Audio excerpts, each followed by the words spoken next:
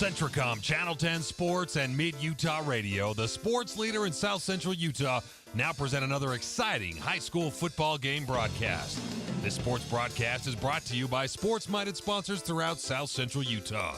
And now, let's go live to the football field for simulcast coverage of high school football on Mid-Utah Radio and Centricom Channel 10.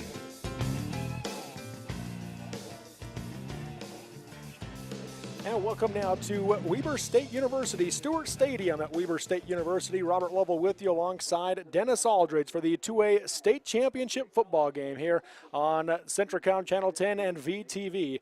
Partners here to bring you high school football throughout to the great state of Utah. Robert Lovell with you alongside Dennis Aldridge. Once again, we've got the national anthem coming up here at Stewart Stadium for this 2A state championship football game as the two teams have been announced. You can see it grand down there on the field now as they are standing at the 30-yard line, and now South Summit is making their entrance into the stadium here at Weber State University. And Dennis, we started this, of course, back in August, and I think the two teams that were favored then to win their regions were South Summit and Grand, at least according to the Mid-Utah Radio coaches poll. And now we sit here with those two teams, the top two teams from each region, South Summit and Grand, meeting here today. So there are other teams obviously in the mix, teams like Millard and Beaver, who we saw in the semifinals last week and gave these two teams some good games last week.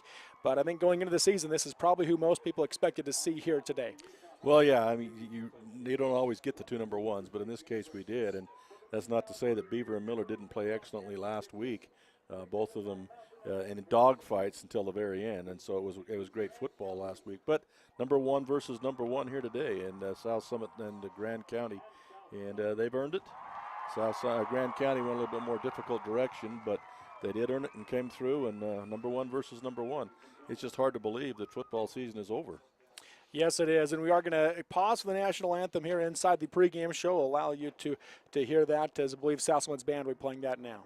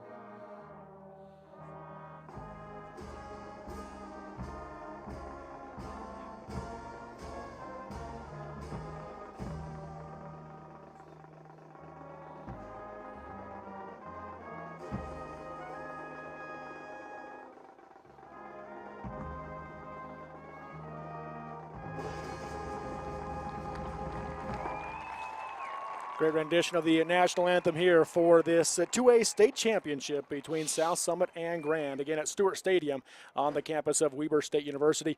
Dennis, you look at the field right now as you take a look at those two teams that are out there, and South Summit nearly goes all the way across the football field with the numbers they have. Grand not near as much, but it usually kind of shows the state of a program with how many players you can get out. And South Summit 6 straight years now playing in the 2A state championship game. And you can see a part of the reason why, the numbers that they are getting out to participate in this program. Well, I don't know if they have their freshmen here or not, but I counted 70 players just before the game. Or I could be off by 1 or 2, but they're between 60 and 75 players. And Grand County stands there with 30. And it was similar last week with Millard standing there with 30, 35 players in Grand County. And, you know, teams have done this in the past. It's kind of intimidating. In fact, when I was on the High School Activities Association Executive Committee, there was a discussion and a proposal. It didn't pass, but there was a discussion of limiting the amount of players that you could have on the sideline during a football game. And we argued that against that vehemently because, you know, this might be the only kid's only chance to be here. Right. Let them be. Yeah. And if you got 70 kids out, let them come. But it is intimidating to another team, and that was the discussion because they felt that teams were using that as an intimidation and they wanted to get rid of it. But I'm glad that they left it. It's hats off to South Summit that they can throw those kinds of kids on the field. Of course, they're a little bit bigger, but they are doing something right to attract that many kids and keep that many kids involved in a great opportunity and a great opportunity to be in something positive. So hats off to them. Yeah, great program right now is with South Summit. Again, you go to 6 straight state championships. That's tough to do, and they are here again trying to defend their state championship win over Beaver last year, and this time they get the Grand Red Devils out there. Captains meeting right now at midfield, and South Summit will receive to begin this game. South Summit will be going right to left across your TV and computer screen, and Grand will be going left to right. And you look at these two programs. South Summit, very storied program. Grand doesn't necessarily have the same tradition and history, but they have won a state championship back in 2005 under Coach Dennis Wells. And the last time they went to the state championship was they lost to South Summit back in 2013. So they've been here as well. We've talked at the media days this year, both the 2A North and the 2A South region, but more particularly in the 2A North, about line play and size of the line this year. We knew South Summit coming in, they were going to be big. Millard had a big front. Grand had by far the biggest line in the 2A South region, anchored by Brody Williams, one of their captains right there at center, and he's the biggest on that line for Grand. So these two teams come in with really very good line play, and so not really a surprise when you look at that aspect to see them playing against each other here in the state championship. You're right, and they both are huge, especially Grand County. But I've watched Grand County 3 times now. The thing that I would worry about with Grand County here against South Summit is team speed. They are big. If they can keep it inside the tackles, they're going to be all right. But South Summit doesn't do that. They're going to spread you out and run all over the place and throw it all over the place, and that's what I worry about with Grand County's size is speed, team speed and quickness up front. And they're going to have to bring some backers into the equation to be able to handle what South Summit does, because South Summit will spread them all over the place. But they are big. Wow, they are big. They do have some size, and you talk about the spread that South Summit runs. They against Millard last week, they started most of the game with a back in the backfield. Eventually, they went to a 5-receiver set. Empty backfield. Empty backfield, 5-receiver set. And then late in the second half, when they really started to put points on the board against Millard, they went to 4 receivers on one side. So they loaded one side and isolated one receiver, and saw some success with that late in the game there against Millard to kind of pull away at the end there, because it was still pretty tight throughout much of that game. So they're going to run a lot of receivers at you. They can change their sets as they need to. Grand, the complete opposite. They're going to go very tight. They're going to maybe occasionally put a receiver out there wide, but they run tight sets. You know what they're going to try to do. They're going to run the football. Their idea, their game plan is to execute, and if they can execute what they're trying to do, they can be very successful. Yeah, and you talked about South Summit and what they did last week against Millard. Millard had a great blitz package coming against them, and they did that to isolate one receiver and read the blitz. And I'll tip my hat again to the South Summit coaching staff. They figured out what Millard was doing with their blitz package, and they isolated by putting 4 to one side, 1 to the other. Then they could read the blitz and where it was coming from, and they could isolate the single receiver, and they began hitting him inside, outside, deep, and they were doing that to drive Millard crazy. I think, again, with Grand County and watching them, I think the key to them is they've got to throw when South Summit's not expecting it. They've got to keep them off balance. If they come run, pass, South Summit, I think, is going to shut them down. They've got to keep South Summit off the mark, off balance, throwing when South Summit doesn't expect them to. That's when they came back against Millard early on. Millard had them shut down, but they began to throw on first down, throw on second down, a pass here, a pass there. Millard was expecting the run, and they nearly caught Millard and beat Millard early in the season. Both these teams have benefited from big plays. We saw Kel Atkinson, the great dual threat quarterback for South Summit last week, have success. In fact, their points early against Millard last week came on Kel Atkinson big plays, 60-yard runs. And so he's got the ability to do that. The quarterback for Grand, Bryant Trout, he is the team's leading rusher. They'll use him in that run option. He's got the chance to hand it off on the dive up the middle, or is he going to keep it himself? And he makes good decisions often and big plays. When they do throw the ball, Bryant Trout has mixed success so far this season. We haven't seen it the last few weeks, and I don't know if it's to try to make it so that it's not expected today or not, but Dante Wells, the son of Coach Dennis Wells, has come in at times this year and has actually thrown the ball very effective. So when he comes in, look for them to maybe throw that football at times. So again, I think they've gone away from it the last few weeks, but I've seen them earlier in the season have great success bringing Dante Wells. In fact, he's thrown, I think, for nearly as many touchdown passes this year as Bryant Trout has, the main quarterback. But again, that's a problem if they become predictable. Trout, you run it, Wells, you Right. throw it. Yeah. I don't think you can be predictable against South Summit. You got to keep them off balance. Here's the kickoff, and it's an onside kick, and it will not go 10 yards as Chris Thompson came through and sliced that through, and it ended up hitting Dante Wells, the main kicker, so it does not go the 10 yards, so a flag will fly. Yeah, they try to mix up. The kicker approached the ball, and Wells came from the side and tried an onside kick. It actually bounced off number 17. Now they're going to call offsides, gratefully so. Otherwise, South Summit would have had excellent field position. In fact, they still may take it there, or they're going to make him re-kick. But it bounced off number 17, so keeping them off balance. Grand County tries an onside kick the very first play of the game to try and get a little bit going early. Yeah, and Dante Wells, the kicker, and I think it was Chris Thompson that came through and ended up trying the onside kick there, and then it did, as you mentioned, came through and hit Austin Johnson there for it grand. But 3 names you'll be reading off a lot today. Yes, it is. Austin Johnson, Dante Wells. Yeah. And Chris Thompson, he's one they will go direct snap to the fullback. He's the fullback, doesn't get a lot of carries, but occasionally they'll go direct snap to him and try to bring it up the middle. So it'll be fun to watch and see how this all plays out here for these two teams. So they're going to try it again as Dante Wells is set to kick it away from the 35-yard line. 3 back to receive deep for the South Summit Wildcats. Now this time Wells will just approach and kick it away, and it'll be taken inside the 5 by South Summit and bring it across the 20-yard line out to the 25-yard line. Come the South Summit Wildcats out near the 30. So a good return for South Summit as they start on their own 27-yard line.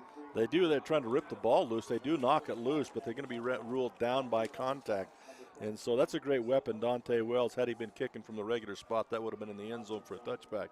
So because of the offside penalty or the procedural penalty against Grand County on the first kick, South Summit effectively picks up 7 yards. So Jared Danzy with the return there for South Summit. They start on their own 28-yard line is where they have it, 11:52 to go. And they're going to start empty backfield. 3 receivers left, 2 right. Dropping back to passes, Atkinson looking on the slant route, going for Danzy. It's going to be high off his hands and fall incomplete. I think they can congratulate the umpire. Number 40 for Grand County undercut that route for that slant, dropped back out of his linebacker position, and undercut that route, ran into the official. Otherwise, he would have had an interception right there. Not in the game today, by the way, for Grand, Braden Trout. We'll talk more about him in a minute as Atkinson drops the pass, rolls to his left, heavy pressure coming. Thompson gets a hand on him, keeps hold, and drags him to the turf. Chris Thompson, nearly, as you mentioned, had the interception a minute ago. This time comes through with a big sack for a loss of 2 back to the 26-yard line. Good play call there. They were able to come with some speed up the middle. The lineman concentrated on the big lineman for South Summit, allowed him to come right up the middle on a blitz.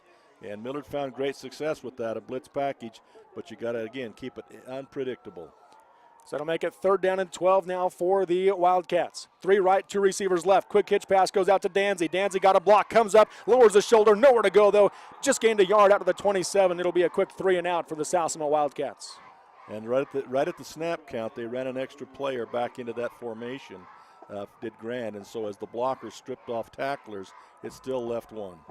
Atkinson is the punter, so he is in there, and looks like we'll see if they decide to go for it or punt this one away. I can't believe him. He'll back up here. They're trying to draw him offside, looks like to me. It is 4th and 11. Does come and talk to the center. Yeah, he gives it away because he will back up further than his normal shotgun, and now he does back up about 2 yards deeper. And so Atkinson, it does get blocked. Grand got a hand on it. It's going to be picked up by the Red Devils at the 35-yard line. He'll be driven back there, but Grand got a block, and they've got the ball deep in South Summit territory. Once again, number 40 already having a big game, and that's Alexander Metcalf. Chris Thompson. Chris Thompson. I got the wrong one. Okay, Chris Thompson, another with a great play, blocks it, and it gives Grand County great field position. So a block punt, and Grand has the ball at the 34-yard line in South Summit territory. And again, I'll probably harp on it way too much, but I think that is the key for Grand County, both offensively and defensively, is unpredictability. Bryant Trout in the quarterback position, shotgun formation, sends Arbin in motion, fakes the handoff, keeps it himself, follows the lead blockers, tries to cut back, makes a spin move to gain an extra yard, but is driven back there. He's going to pick up 2 down to the 32, maybe the 31-yard line. They'll give him 3 yards. That is the other option that we didn't mention in the pregame, and that's Arbonne. Yeah. He likes to run the little fly sweep with him, and he's very effective out there. He has great speed, and you've got to be careful not to let him get outside. That time he faked to him and kept it. On student body left. 2 weeks ago against South Sevier, it was Arbonne that had the big game for Grand that really won that game in a one-touchdown win against South Sevier, 28-21. Trout in the shotgun formation. Arbonne the wingback. They hand to Elmore. Elmore coming to the left side, has a hole, dives through across the 25. Right, they're going to put his knee out there at the 26-yard line, a yard shy, 2 yards shy of the first down. Millard proved you can run on South Summit, and you know, again, I talk about the pass just occasionally to set things up, but if they can afford to continue to get that kind of yardage on first, second, and third down, you know, they could control this ball game. They're big enough and strong enough and disciplined enough in their run. Ball control key for Grand in this one in our eyes. Trout takes the snap as he sends Arbonne in motion. This time keeps it himself up the middle. He has the first down and more inside the 25 to the 20-yard line right at the red zone are the Red Devils. Good run, and they're using right now Arbonne as a fake and a decoy, but they can't go to sleep on him and sail out on the inside run. They've got to continue to maintain an outside presence, or Arbonne will take off on him. So he's being used as a decoy right now. 1st and 10 at the 20-yard line in South Summit territory for Grand. Trout sends Arbonne in motion, fakes the handoff, gives to Elmore in the middle. Elmore wrapped up as he got back to the line of scrimmage, had a hole, but it closed quickly. And was that Bruce Mitchell in there making the play again for South Summit that we saw a lot last week? Him and number 63 both in on that play. Lucas Mendia. Yeah. So no gain on the carry for Elmore there. 4 down territory, though. You're going to go 4 times. Well, Dante Wells can kick it. He's a great, Yeah, I would expect they would probably go with a field goal unless they get pushed back. It was proven last week you can't survive by field goals. That's right.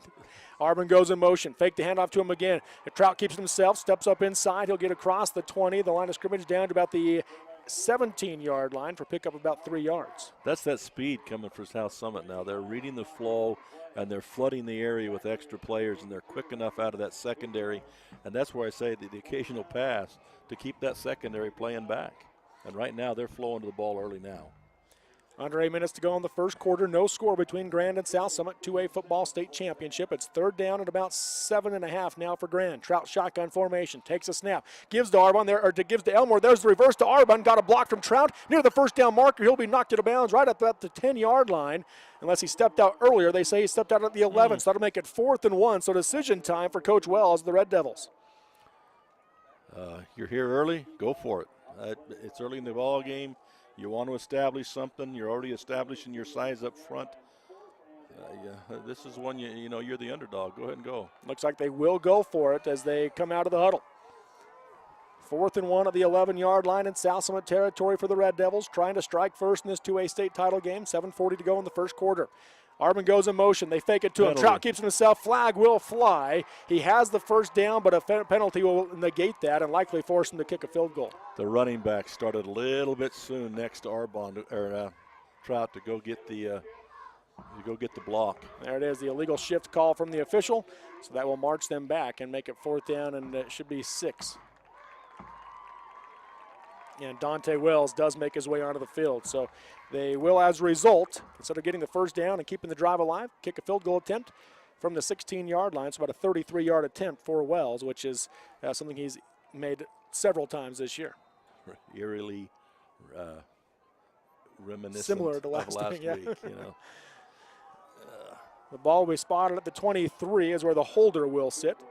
That's Bryant Trout, takes a snap, hold is down, and the block is going to be made by the South Summit defense as they burst through the line, and coming through Hagan Miles, another big team captain, I believe, for this South Summit team. Big number 25 right up the middle, and I guess he's not that big. He's one of the linebackers, but he comes right up the middle and blocks it, and it wasn't even hard. The ball hit him right in the stomach. So it wasn't really even a challenge. Yeah, he made it through easily there. So a blocked punt by Grand and a blocked field goal by South Summit on the first 2 drives of the game for these 2 teams. How big is that penalty now? Yeah, huge. It would have been first down inside the 10. 24-yard line is where South Summit has Atkinson, rolls out, going to throw on the out route. That's going to be dropped. He had it in his hands and could not hold on.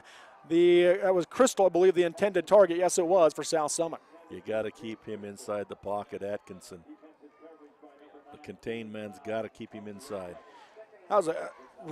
That shows how good he is, I think, on that throw right there, because Crystal was not open when he delivered that pass. Crystal made a nice cut out. Atkinson read it perfectly and hit him in the hands. Crystal just couldn't hold on.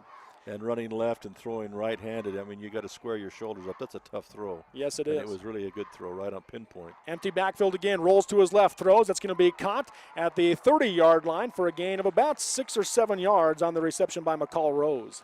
Again, pretty much the same play. This time he hits the underneath receiver, breaking off inside.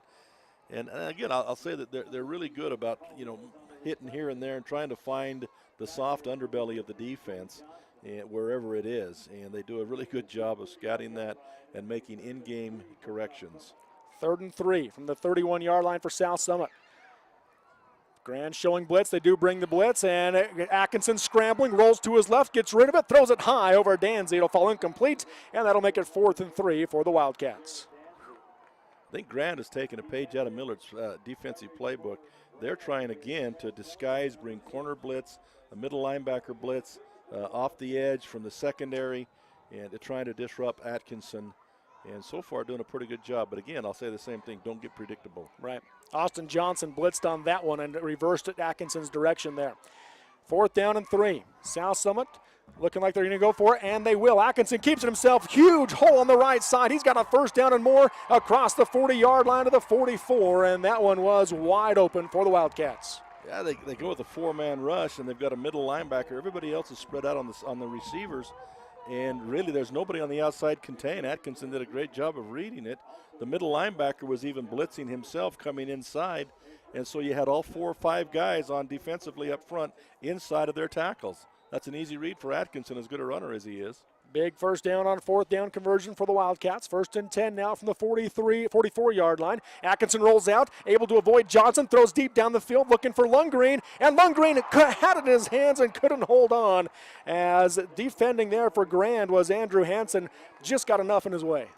Andrew Hansen did a great job. The one thing that you worry about is when he finally reached up for that receiver, he lost for the ball. He lost the receiver, and he may have touched a little bit, but it went right off his hands, or otherwise that's a touchdown. But other than that was great coverage by Hansen.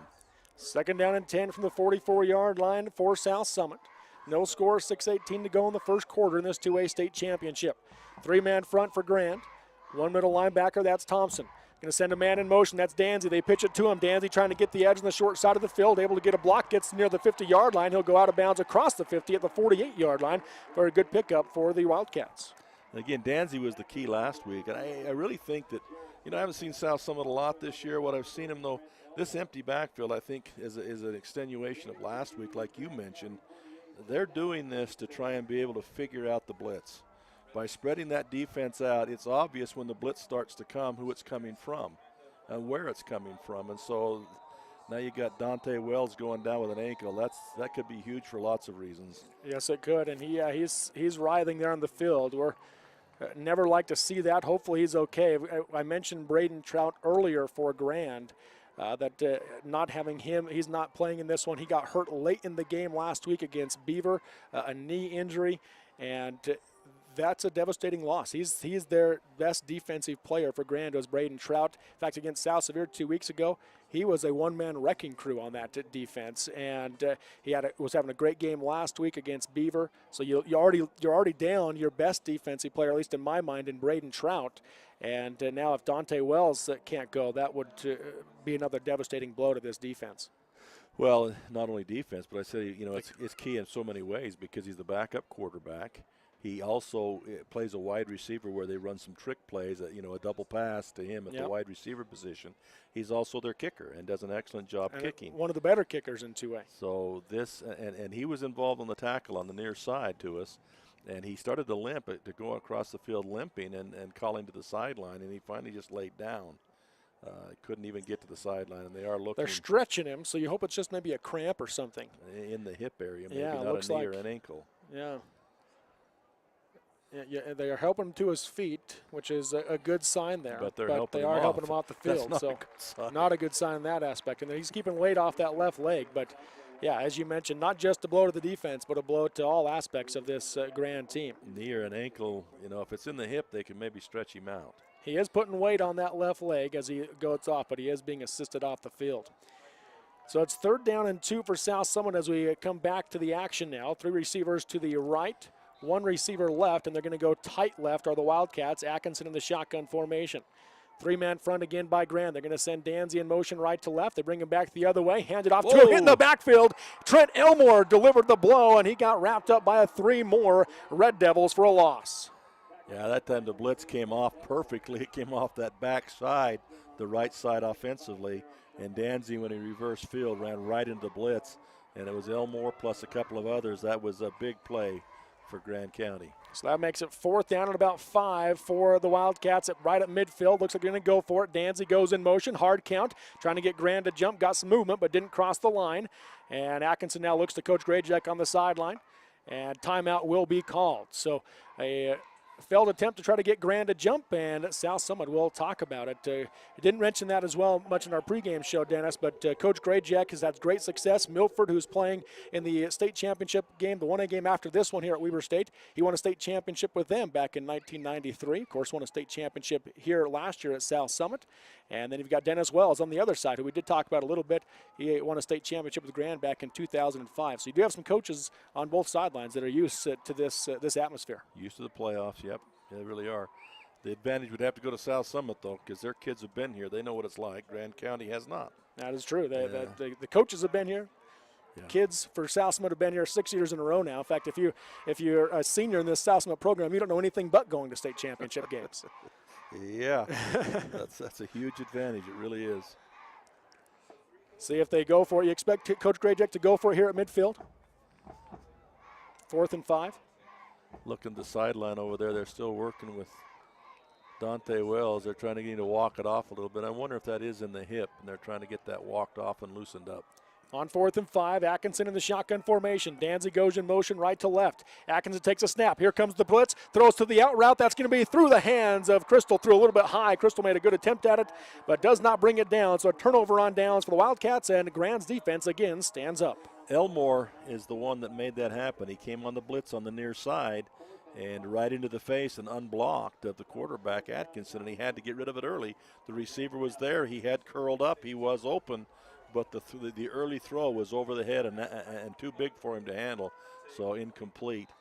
And Grand County taking over. And again, this is a key for South Summit. Grand has to make South Summit make long drives, no big plays. Trout in the shotgun formation, takes a snap, gives to Elmore, reverse, goes to Arbon, got a block from Trout, trying to get the edge. Great speed, though, from South Summit, and they're going to lose 2 yards back across the 50-yard line. He had the hole inside, but he's so used to bouncing outside with his superior speed that he thought he could get out there, but South Summit just too quick. He had the hole inside. He really did on that double reverse. He needed to cut that up behind the block of the quarterback, Trout, instead of trying to bounce to the outside. Lost 2 yards back to the 49-yard line, so that'll make it 2nd down and 12 from their own 49 now for the Red Devils. Well, I can't tell you how easy it is up here, right? It's 2020 hindsight. That's right. There he is. Flea flicker wide open down the field. That's going to be caught inside the 15. Touchdown Grand as they find Stacy Randall, the tight end, on the flea flicker. It was a reverse flea flicker, I guess is what you'd call that one maybe, Dennis. Double reverse flea flicker.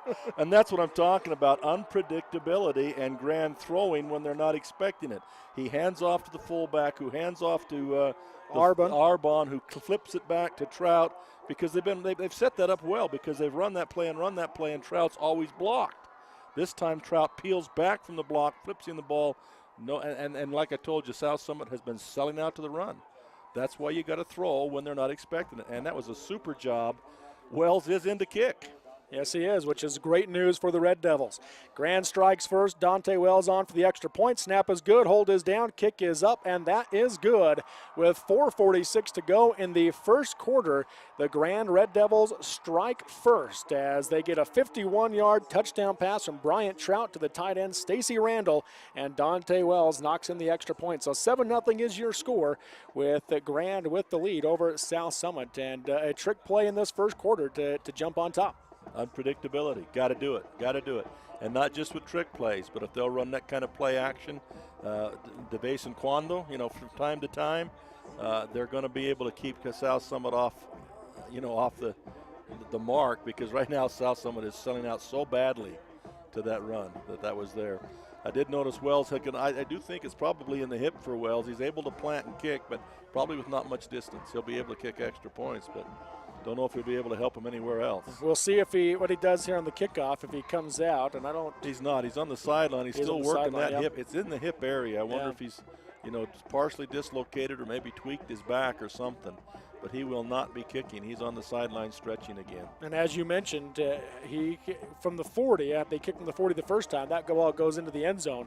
They had a false start to change that, but on to kick now instead for Grand is Bailey Shelton. He is a senior, so you would imagine has some experience in kicking, with Dante Wells just a sophomore. So you would imagine Shelton has had some experience kicking in the past few years. As Whittingham Whittingham for Utah would say, next man up. Next man up. You always have to be prepared for the unpredictable, and next man up. 3 deep to receive for South Summit. You got Lundgren on the far side, Danzy in the middle, and Rose on the near side. Wow. And a nice deep kick by Shelton. That one's going to go into the end zone. So that's a pretty good kick by a backup. It will be a touchback for South Summit. Most teams would love to have that, and that's their backup. That's quite something. So South Summit will start on their own 20-yard line. 4:46 to go in the first quarter, trailing Grand 7-0 in this 2A state title game. We've seen some good plays by Atkinson, some drops by the receivers early in this game. True. That have slowed down this South Summit offense just a little bit. And then some good blitzes, well-timed blitzes by Grand. Atkinson in the shotgun, 3 receivers right, 2 receivers left. Grand right now with just 5 in the box. Showing blitz. Now they're going to drop out of it. Here comes the pressure from the opposite side. Heavy rush coming, throw out, and that's going to be knocked away. Nice Good play. defensive Nice play by Randall, who just had the touchdown. Nice play as he timed that perfectly and reached up and swatted an arm down. Looked like maybe a pretty good reception there, but he just reached up and swatted that arm down from the side. Perfectly played defensively. That's what you like to see out of a defensive back, the way he played that. Pass was intended for Cameron Sargent for South Summit. So 2nd down and 10 from their own 20 for the Wildcats. Atkinson, the reigning 2A MVP, at quarterback for the South Summit. In the shotgun formation, trips right, twins left. Checks to see where the blitz is coming again. They're going to disguise the blitz, throw it to the out route. That's going to be caught by Lundgren. He's going to step back for a yard on his own and then get wrapped up there. So only a gain of about 3 to the 23-yard line. And Grand County, that's, again, you want to make them go long distance. 3 and 4 yards per reception. Don't give them the big play. So that'll make it now 3rd down and 7 for the Wildcats. Trips left this time to the wide side of the field. 2 receivers right. Again, showing blitz are the Red Devils. This time they're going to disguise it again. They're going to throw deep down to the out route to Danzy on the corner route and going to throw too far out in front as that falls incomplete. Another injured Grand player. This time he's holding a knee. Don't like to see that. Jimmy Johnson, just a sophomore, good sophomore for this Red Devils team. He was in on the hit to Atkinson, and he's down. He did. He blitzed off the right-hand side, but like we mentioned, Grand County just doesn't have that many players over there. And not only that many players, but when you lose a top line player, you're losing a lot. And he was right there. He got the hand on him right as Atkinson threw the pass, and must have been just a weird, awkward landing. Doesn't look like we have a camera angle to show the way he landed, but must have just came down weird or twisted weird on that knee. He did grab the knee, and has been grabbing the knee, so that's not a good sign. You just don't have that many frontline players that you can afford to lose 3 now. Yeah, we haven't seen Dante Wells back in defensively. No, he's trying to work it out hip over there. Issue. He's still working on it over there. And, of course, we already talked about Braden Trout toward the ACL last week against Beaver. And he was, in my mind, as I mentioned already, their top defensive player as it was. So he's out for this state championship game. And now you've got another one in Jimmy Johnson down right now for the Red Devils. And they are working on the knee, so it's, more predictable there than you hope it'd be a tweak or a hyperextension and not an actual tear here. Well, you don't know if it was the pain or whether it was the disappointment of maybe getting hurt and having to leave a game, but he was pretty upset on the ground, slugging the ground. Right. So the coaches checking on him now right about the 15-yard line. It is going to be 4th down and 7 for South Summit, again pinned in their own territory. The Grand defense has really done a great job so far against this South Summit prolific offense. And really, what it's doing, I mean, he's getting receivers open. And he's going to But they are. He helped to his feet, and he's going to walk under his own power, looks like. They are next to him, but he is going to walk off his own power. That's a better sign. But yes, it is. Go ahead with your thought. Forcing Atkinson to throw early. He's got receivers open downfield. But that's the whole key for the stunting that they're doing, the stemming, is to get him off balance, and he's having to throw it way early, and he's throwing high. Yeah. He's throwing it over his receivers in nearly every case. So it'll be 4th down and 7 for the Wildcats. Trips left, 2 receivers right. Again, Atkinson in the shotgun formation. He is also the punter, so he will punt it away often, but usually backs up a little bit if he does. And surveys the defense. It does take the snap. He is going to roll to his right, going to try to keep it and run this time again. And again, he has a first down on the run to the outside. Cale Atkinson with another big play on a 4th down conversion. And did you see the read on that side over there? I don't know if it's pre-called or whether it's preset. But if you look back on the replay on the top side, the side that he ran to, there were only 2 defenders against 2 receivers over there. They ran the other guy to the other side, so they were weak out there to begin with. And one of the defenders had his back turned as though it were a punting situation, and he had his back turned to the quarterback and couldn't see that coming. And so Atkinson reads that, runs into that gap. 2 for 3 on 4th down conversions is South Summit. Both of them runs by Cale Atkinson. 1st and 10 from their own 40. Trips left, 2 receivers right. Atkinson rolls to his right. Going to throw on the out route. Has Lundgren wide open. He'll step out of bounds at the 47-yard line for a pickup of 7. And that's a nice play, running pass there. It throws very well on the move. You're going to spot at the 46, it looks like, so just a 6-yard gain. Just 4 for 11 so far as Atkinson in this game for 17 yards, but 28 rushing yards on 3 attempts. Trips left, 2 receivers right. Under 4 minutes to go in the first quarter, 7-0 Grand. Here comes the pressure, throw across the middle, and Danzy with the first down reception for the Wildcats. Good read. Middle linebacker came up in and blitzed that time. Left the middle open, nobody in that deep middle. Andrew Hansen makes the tackle there for Grand. 1st and 10 from the Grand 48-yard line now for South Summit. This is the first time they've crossed midfield. They're right at it on their last drive before turning it over on downs.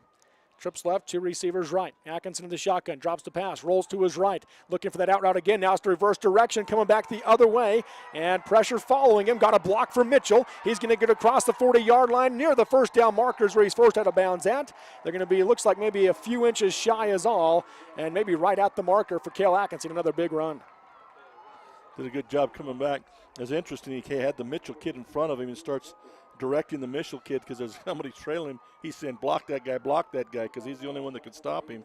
And he does peel back, blocked him, and sprung him loose. Ran 50 yards to get 9 on that one, did Atkinson, but he got 9, so make it 2nd and 1. Quarterback keeper up the middle, gets hit from behind, wrapped up from behind. He's going to have enough for a first down, though, down to the 37-yard line.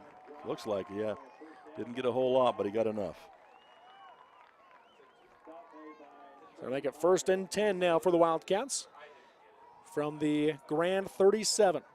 3:15 to go in the first quarter. 7-0 Grand with the lead in this 2A state championship football game. Dante Wells is now back out there defensively, by the way, for Grand. It's a defensive back. So we've had some injuries for this Grand team. Dropping back to passes, Atkinson. Pressure coming, gets hit, throws down the field, underthrows the receiver, and a flag will come in as Hansen out there in coverage limited, or I should say slowed Lundgren trying to come back to the ball.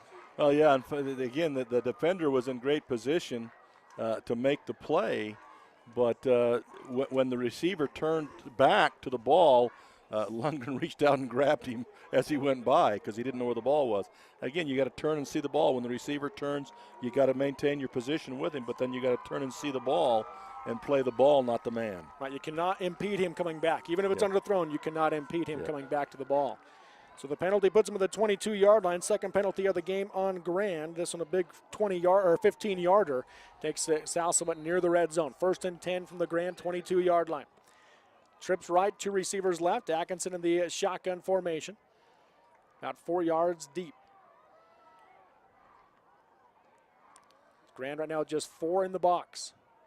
Atkinson drops the pass. Here comes the blitz from the far side of the field. Going to throw on the fly route, looking for the end zone for Lundgren. Just that fade route, and overthrows him. Lundgren has to scale the temporary fence on the track out there. He may get a scholarship from Weber State College to do the hurdles the way he went over the barrier there, but yeah, it looked like the outside receiver checked up inside, and he went for the deep receiver, but the inside receiver, the short receiver, which is what he's been throwing to during the game, he was there for him, and they may come back to that pretty soon. Again, as you mentioned, though, the Grand defense forcing him to throw earlier than he wants to. Yep. Atkinson this time rolls to his left, pressure coming, throws across the middle, has Danzy wide open, touchdown Wildcats. And he's doing a good job. Anytime the middle linebacker vacates the middle zone, he's throwing it in there. And much like he did last week against Millard, I would suspect most of his career he's able to read what the defense is doing because it's so spread out, and he's finding the open guy. That's his first pass of more than 7 yards in this game, and it's a 22-yard touchdown strike to Jared Danzy. But he's had luck in there when the middle linebacker has either vacated going wide or vacated blitzing in the middle. That's the receiver he's found inside. Looks like they're going to go for 2 are the Wildcats with a tight formation. Danzy the tailback. They give to Danzy. Danzy into the end zone. South Summit takes the lead with 2:42 to go in the first quarter. It is South Summit 8 and Grand 7 in the 2A state title Penalty game. flag down late, so it'll probably be good, but there's some kind of dead ball penalty. But looks like Danzy in the game last week and the game today, he's trying to take away that MVP trophy from Atkinson as he has played a whale of a game last week and also this week. So the officials are discussing here at about the 5-yard line. And they are going to leave the field, so that means it is going to be – oh, they're going to wave it off. Wave off the flag. Whatever it was, they waved it off. Yep. Great drive by South Summit. That's what Grand wanted to do, was force them into a long sustained drive, and Grand and South Summit that time was able to do it. But again, they had him in a 4th and 12, 4th and 11, and they let him get away with that, and that cost them the drive. That should have been over on downs, and Atkinson makes a great play. Yeah, it's going to be hard to steal that MVP from Atkinson. Well, he is the one finding Danzy in the open field out there. But I'm going to say the best chance is if Grand wins this game for somebody to steal that away from Cale Atkinson. You think so? It could be a pretty good prediction.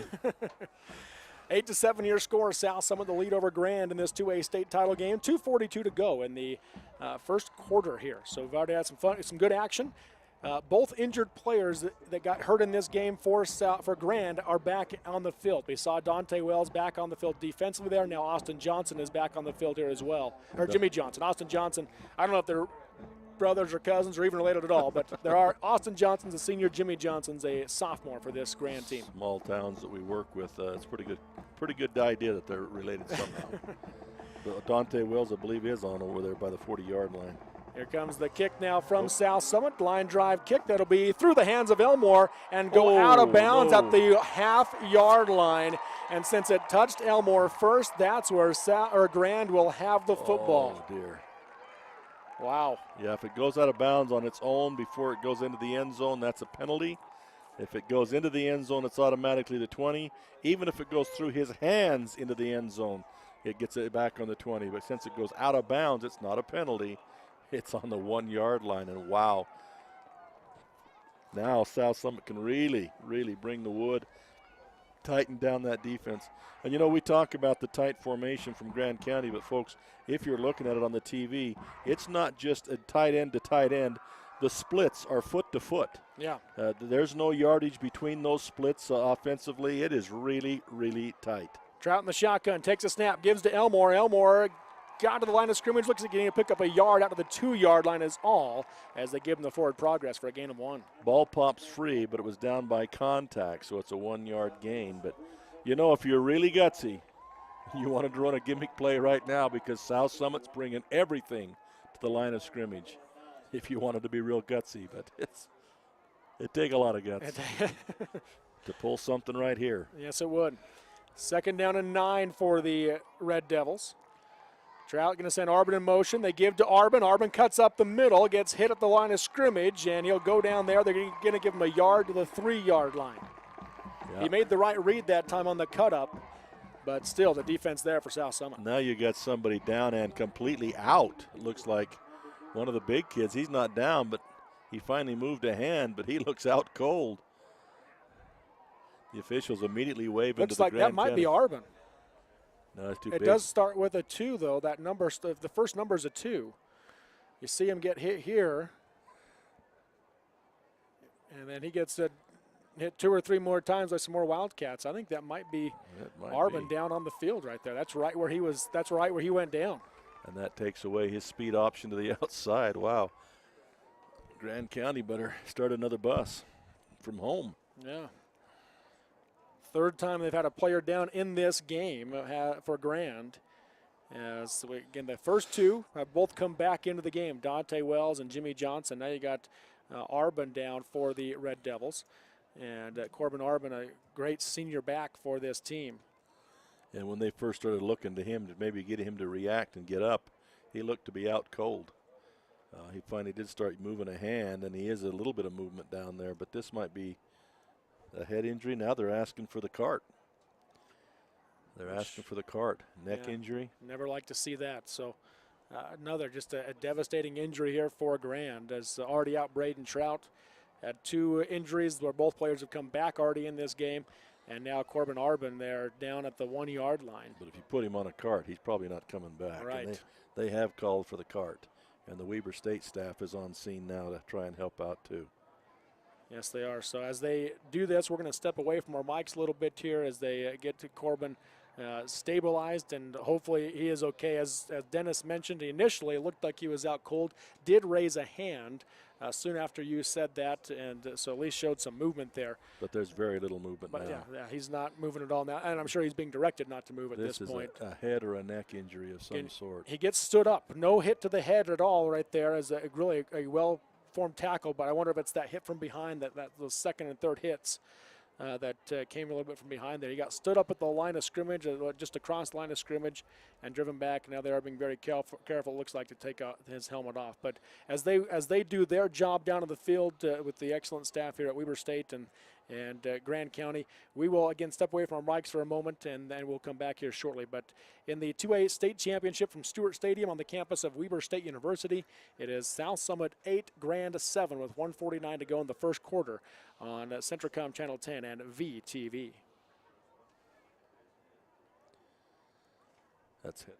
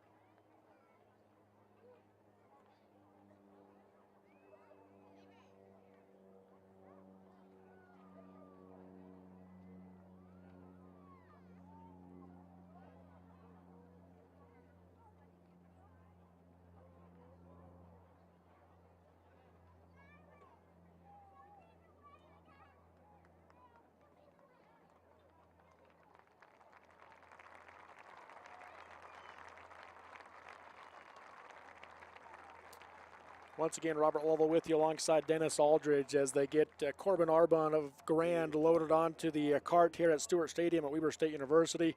Hopefully this turns out to be nothing serious, but anytime there's a possible neck, spine, head injury, this is the protocol, and he was down immediately. You could tell something was wrong with Corbin. And not only that, the officials and the opposing players immediately signaling to the sideline for their trainers to get out there.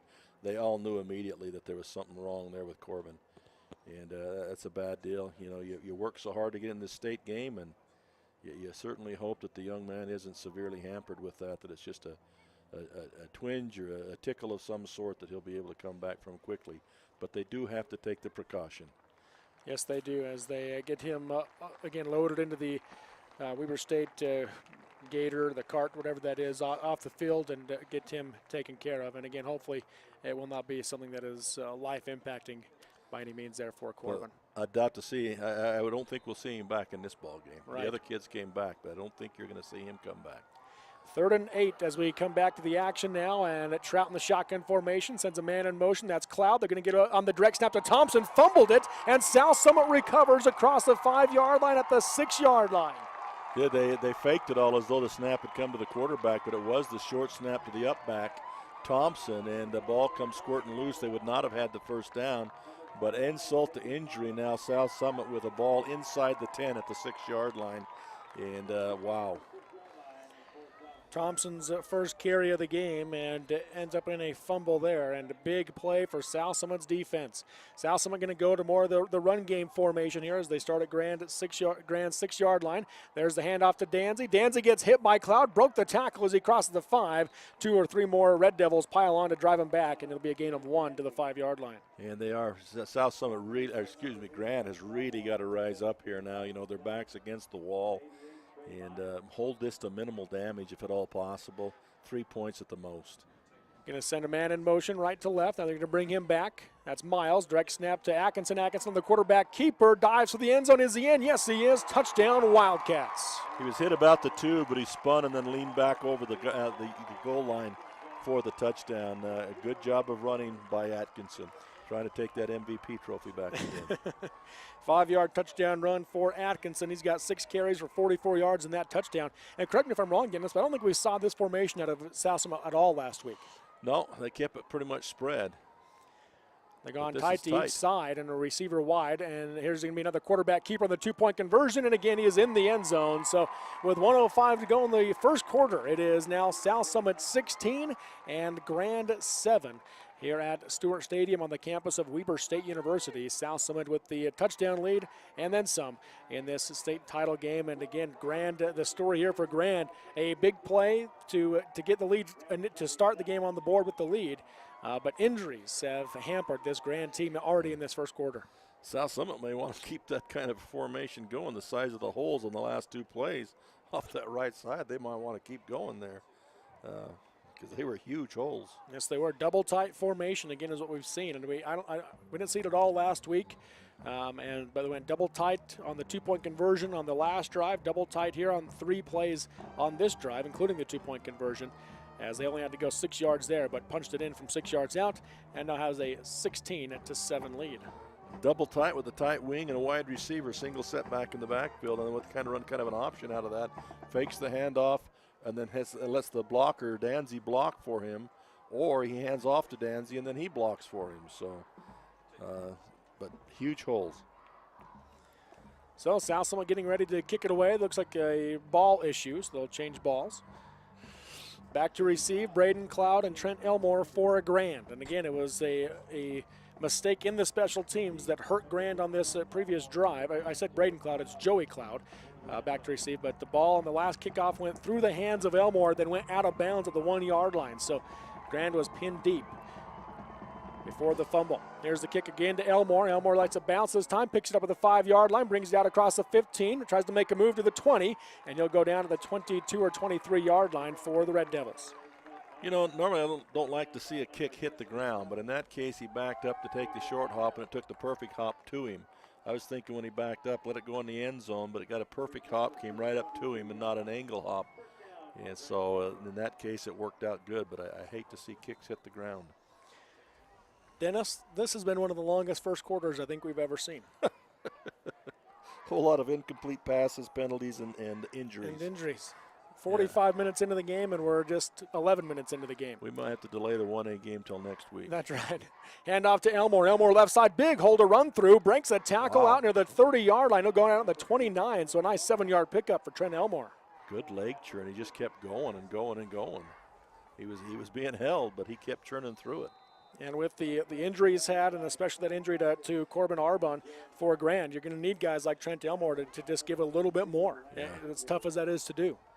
They've replaced Arbon out there on the wing with number 9. Joey Cloud. Joey Cloud. He's a junior, so he's got some big shoes to fill there for Arbon. Yeah, he's the wing back. Handoff fakes to Elmore, keeping himself as Trout. He has a first down and more across the 35-yard line out to the 37. And that's what's going to happen the rest of the game, is just that line has got to raise up and control the inside part for Grand County, control that South Summit line, and they're running right at Mitchell.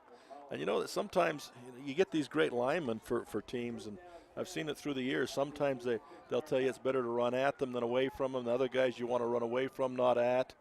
And maybe they've decided to run right at the big kid.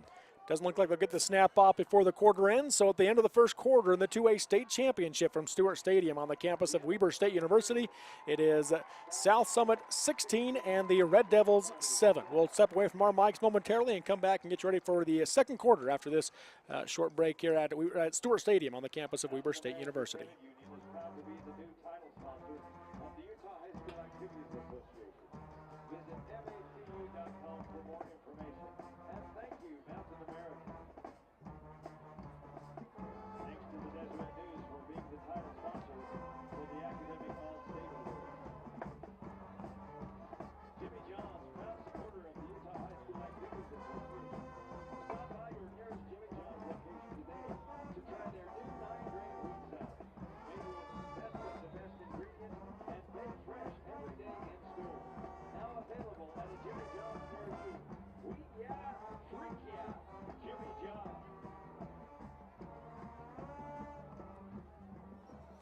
All right, second quarter action coming at you now here on Centricom Channel 10 and VTV.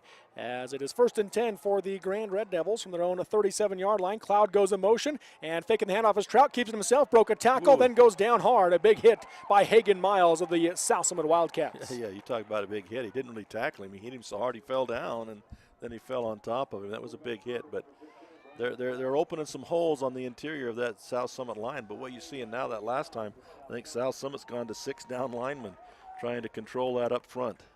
2-yard gain there for Trout. Makes it 2nd down and 8 from the 39-yard line. Hard count, and they got everybody on South Summit. It seems to jump on that one, so that'll move them forward 5 yards. Unpredictability. And make it, instead of 2nd down and 8, 2nd down at about 3 for the Red Devils. First penalty of the game, by the way, on South Summit comes early in the second quarter. You like to see that in a state game. No penalties. The gator or cart that took out Corbin Arbon has made its way back to its home. Again, they dropped him off, I believe, likely to an ambulance on the far side of the field. Can't see it here. Inside handoff and across the 35-yard line right near the first down. On the carry there is Elmore. Does he have the first down? Looks like he does. Needed 3, and looks like he just got 3. Out to the 47-yard line. So Elmore with another nice pickup. He's got 5 carries for 16 yards. Just grind it out. They are sucking them up in, though, if they've got another trick play.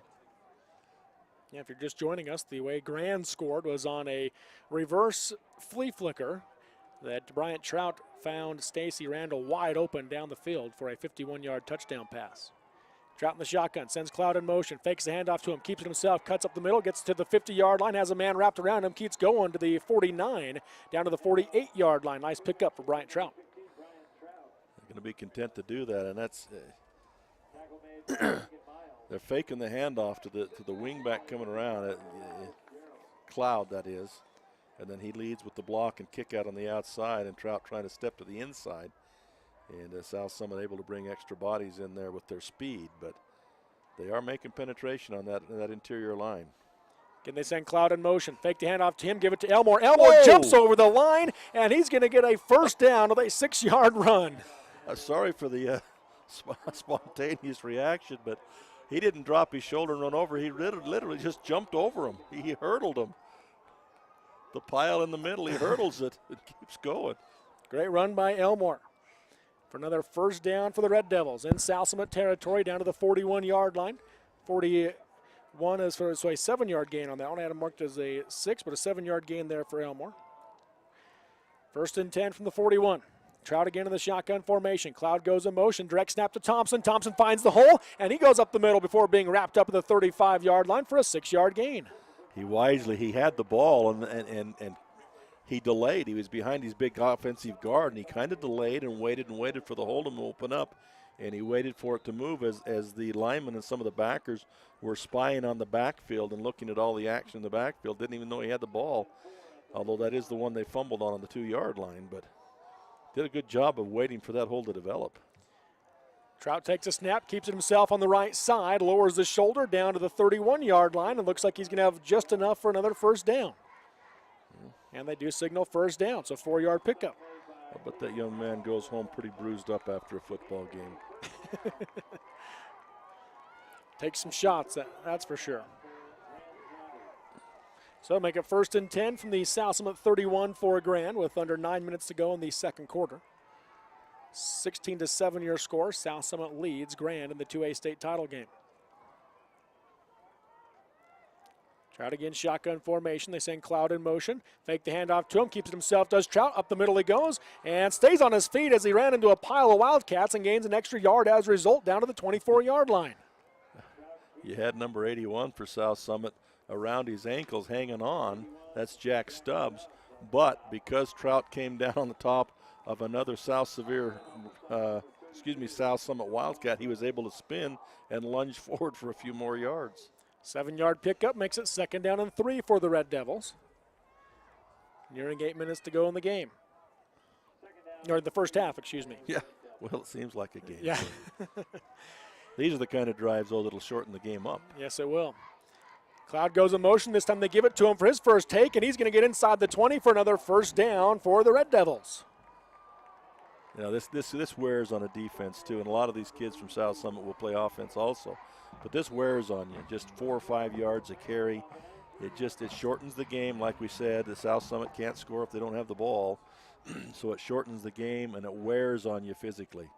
And they've got the numbers where they don't have as many two-way players as a team like Grand does, but still several of them that do play both ways.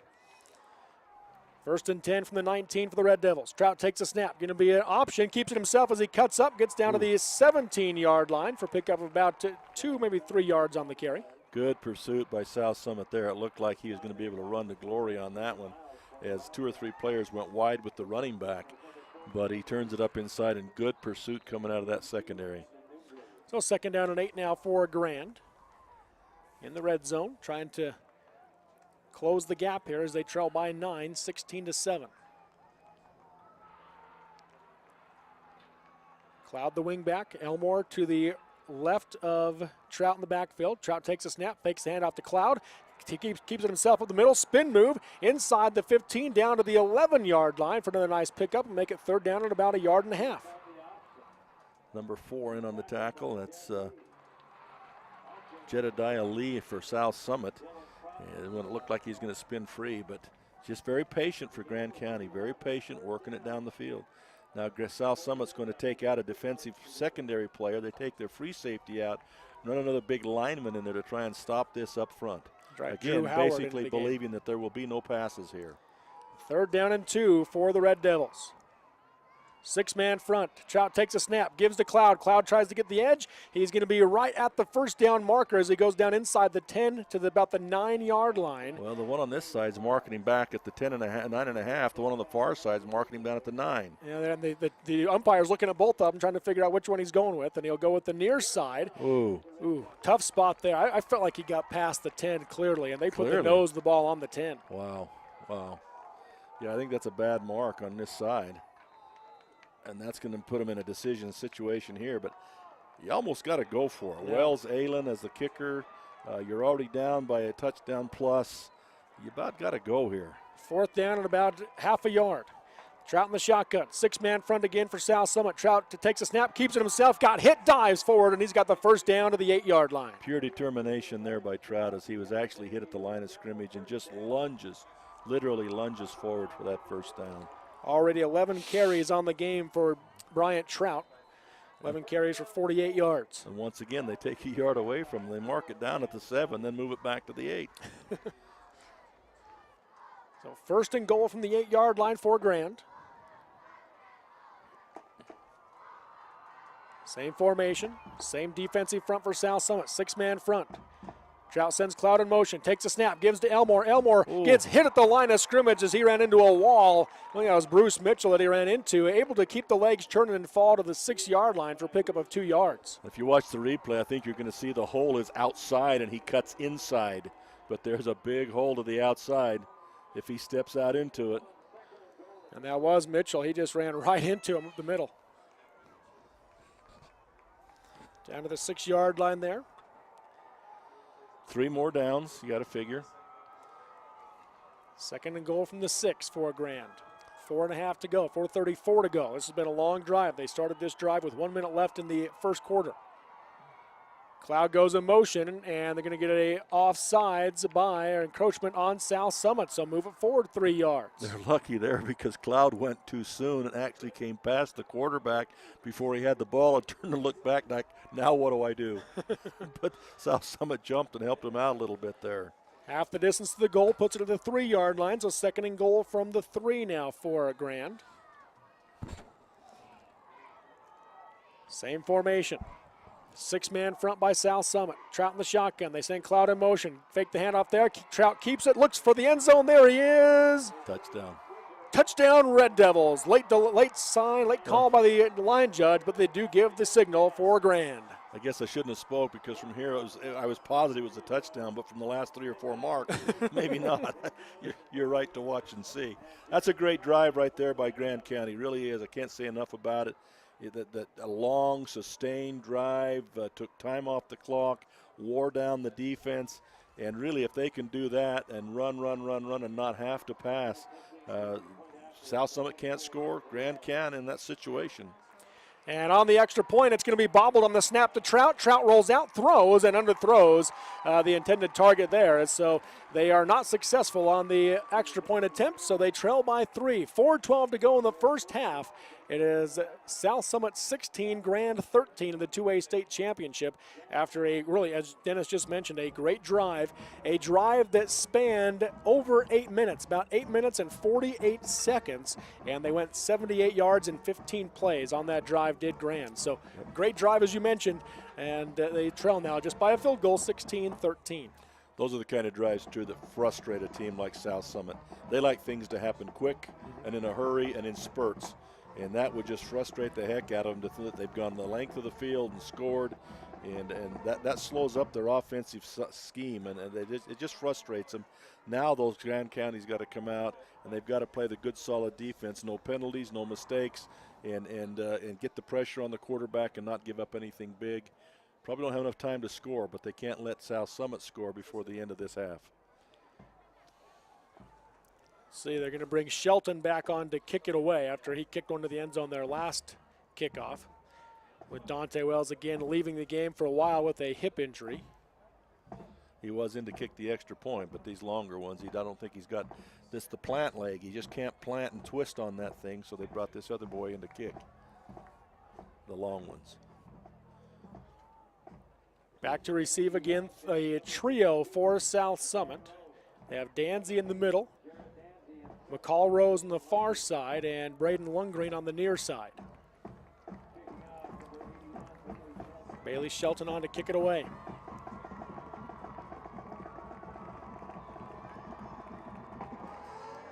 Another nice kick. This one not quite as deep as Danzy takes it at the 9. Here comes the fake reverse. He keeps it himself and able to break a tackle. Broke another tackle before Jimmy Johnson wraps him up. And then he takes a blow and he'll just stand up and stop.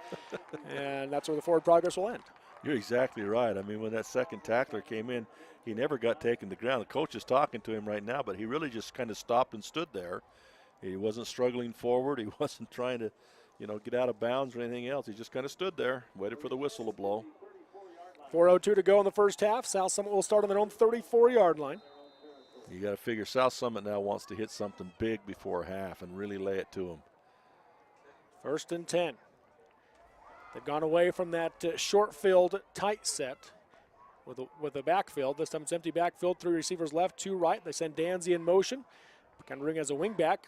Atkinson takes a snap, drops the pass, throwing deep down the sideline. Wells in coverage. Lundgren dives for it, cannot get there as it falls incomplete. Picking on Wells, and Wells really, he could see the receiver coming, he could see the pass coming, and it really looked like he was just hoping the kid didn't catch the ball because he couldn't get to him, and he comes up really lame. Yeah, injuries already decimating this Grand team in this one. They've had 3 players go down. 2 of them have returned in Jimmy Johnson and Dante Wells, but Dante Wells clearly not even close to 100%. And he needs to give more distance than what he's given there if he's going to be that. Out route goes to Lundgren, and Wells tries to make a hit but turned his eyes, and Lundgren spun away from it and has right near the first down. He's going to be just shy after a 9-yard pickup. Yeah, that was a catch for very little gain if Wells is healthy. Wells came and just tried to deliver the hit and took it and lowered his eyes, and Lundgren able to spin out of it for a 9-yard gain. So 3rd and 1 for South Summit from their own 43-yard line. Atkinson in the shotgun formation. No motion man this time, drops the pass, rolls to his right, going to throw on the out route, and some miscommunication there as Atkinson took a shot on the throw as he was expecting an out route and they went on the slant. And again, that's a ball that a healthy Dante Wells has a chance to pick that off as he starts towards it, but he just doesn't have the mobility, and you got to salute him for the effort, and hopefully that he's not doing more damage to that leg, but he is just hobbled. On 4th and 1, Danzy now moves to the tailback position. Atkinson takes a snap, fakes to Danzy, keeps it himself, goes to the outside, has another first down run on 4th down. He's got the sideline. Hanson giving chase. Hanson not going to get there. 5, touchdown South Summit as Kel Atkinson for the 3rd time on 4th down picks up the necessary yards and this time goes for 6. Yeah, again picking on that right side for them, left side of the defense where Wells is at, and again Wells has a chance for him, and a healthy Wells makes the play, I believe. Yeah. Atkinson's 2nd touchdown of the game, and it comes with 3:34 to go in the first half to make it now at this point a 22-13 South Summit lead with the 2-point conversion pending as they go back to that same tight formation. 1 receiver wide right, that's Rose. Miles in that tight wingback. They send him motion. Here's the handoff to Danzy. Danzy hits a pile, and he will go down at the 3-yard line. Nowhere to go for Danzy, so the 2-point conversion fails this time for South Summit, but they have a 22-13 lead with 3:34 to go in the first half. And I thought the extra point that they missed the last time out, no big deal because it still would have taken another score out of it. But now with that fading right there, had they got the extra point, it's an 8-point ball game. They've got a chance to tie with a 2-point conversion. Now it's still a 9-point ball game, so it is a 2-score game. That 57-yard touchdown run there by Atkinson puts him over the 100-yard mark on the game. 7 carries for 101 yards. And we talked about no big plays. And he's the guy that will provide them for South Summit. Yeah. 3:34 to go in the first half. Grand does not have the time on the clock to do a drive like they just did moments ago. An 8-minute and 48-second drive going 78 yards. They're going to need to get some bigger plays in there. Of course, they do have all 3 timeouts left as well. They can use those if they can piece together a drive here. They have to throw the ball a little bit once in a while. They've only got one pass on the game for a touchdown. One pass for a touchdown. 51-yard touchdown pass on the reverse flea flicker. You got to figure South Summit will be thinking about that kind of a scenario too, and maybe their defense this time will loosen up. They've been very tight on their defense, but this time maybe they'll loosen it up into what they call the prevent defense of some sort to make sure that doesn't happen. Zenger set to kick it away. Another kick coming on the near side to Joey Cloud. Takes it to the 5-yard line, brings it out across the 15 to the 20, and he'll be wrapped up there. About the 22-yard line is where the forward progress stopped. Decent run back, but South Summit, other teams I'm seeing too, they like to kick it down a sideline every time and narrow the field, so it destroys a lot of possibilities you've got on a run back. It destroys a lot of it because they kick it down a side every time and limit the field to one half of the field, not the whole field. brings in the possibility of kicking it out of bounds, but worth the risk. Well, he's been pretty accurate with it. Yes, yeah. He's been pretty well kicked it right to him on just outside the numbers. In the 2 games I've seen, he's put it right there every time. Trout takes a snap. Here comes the reverse, but the ball's on the ground, and South Summit recovers the fumble. South Summit with another chance at a short field, and they can take a 3-score lead. And they were running the same play. They were running that double reverse pitch pass because 32, the tight end, was clear down the field, and the quarterback Trout had deepened to receive the kickback, but Arbonne wasn't there. Right. So you hand off to the fullback, he hands off to the wingback, and the wingback pitches back to the quarterback, but Arbonne's not there, and that's the difference. Yeah. You lost a little bit of that consistency, and oh, what a big play here now. Handoff between Cloud and Elmore is where the fumble came. Quick hitch pass goes out to Danzy. Danzy cuts up, gets hit, and he has nowhere to go. Might have even lost a yard on the play onto the other side of the 20. Good defense there by for Grand County. Both number 4 and number 8 in on that tackle. Andrew Hansen and Trent Elmore in there to make that play for no gain. Under 3 minutes to go in the half. 22-13, South Summit the lead. Trips left, 2 receivers right. Atkinson in the shotgun formation. Takes the snap as he drops the pass, looking across the middle, throws, has Danzy, nice catch, touchdown Wildcats. Danzy got the inside on Elmore and able to get that one into the end zone. Dante Wells tried to deliver a shot late, and now Wells is laying on the ground again, right at the goal line for Grand. And he did deliver a shot with the head and neck, but now he's down. Now is it head and neck for him, or is it his leg again? He's pointing to his shoulder, neck area, it looks like. Shoulder, isn't he? And he pulled his helmet off as well immediately. He's the one that delivered the blow, trying to stop Danzy as he got to the end zone, but here we go again. 20-yard touchdown pass from Atkinson to Danzy. Make the lead 28-13 with two-point conversion coming. What we talked about, too, is, after Grand County made that long drive and scored the touchdown, that now makes that, don't give anything big to South Summit. Not only did they give them 1 big play, they've given them 2 big plays now. Yeah, Wells came across with that shoulder and hit him with the shoulder. Didn't get anywhere in the head or neck area, it looked like, but that left shoulder came in, and that's what he was pointing to when they came onto the field, was that left shoulder. Well, I guess in this case it's not another one. It's one that's already injured, so it's not a 4th one. But they've attacked him on this side ever since he came back in the game. Those last 2 drives, they've attacked that side going against Wells because he's a little bit hobbled. Healthy Wells, they wouldn't have done that. Right. Coach is still checking him out at the goal line. They have not signaled for the cart or anything to come over, but Weber State staff is out there, their athletic training department. 2:39 to go in the first half here in the 2A championship game. It is South Summit 28. They've got a PAT or 2-point conversion attempt coming. And Grand 13 in this game. For the second time in the game, Dante Wells lays at the goal, or lays on the field. Went out once with what was an apparent hip injury, or maybe a hip pointer possibly there. He's been hobbled since then, hasn't been his full self. And now he's down with what looks to be a shoulder injury for Grand. On by no means a bad hit or anything like that, just to kind of, he came across, tried to deliver a blow to Danzy right at the goal line, hit him with the shoulder, and down went Wells. Need some binoculars. I'm not sure, but Arbonne might be sitting on the bench over there. I was wondering that same thing. But it is Arbonne. Yes, it is. So Arbonne did not leave the game, did not leave the facility. Those that are listening from home, he is not in the hospital. He is not paralyzed. They've checked him out, and he is back on the sidelines. I don't think you'll see him back, but that's good news that he is back with the team and no serious injury. Yep, so Arbonne over there. You've got Braden Trout also sitting over there, tore his ACL last week against Beaver, and now Dante Wells being assisted off the field. So moving slowly is Wells. He's got his shoulders up, though. Yes, he does. You probably won't see him back either, the way he's acting. Likely not.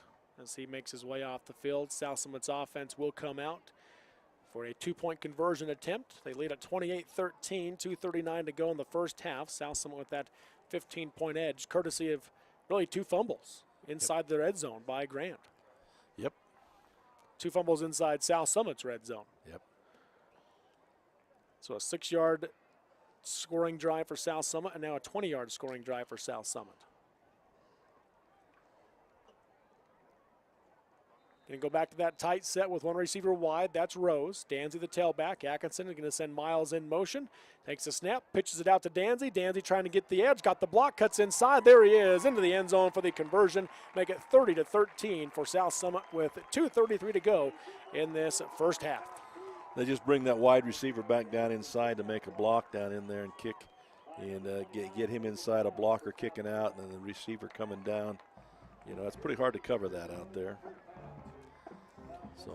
So a 17-point South Summit lead over Grand in the 2A state championship. Of course, coming up after this game here at Weber State University, Stewart Stadium, and we'll have the 1A state championship, a rematch of last year's title game between Milford and Duchesne, in which Milford won last year, and Milford has not lost this season, trying to get an undefeated perfect record.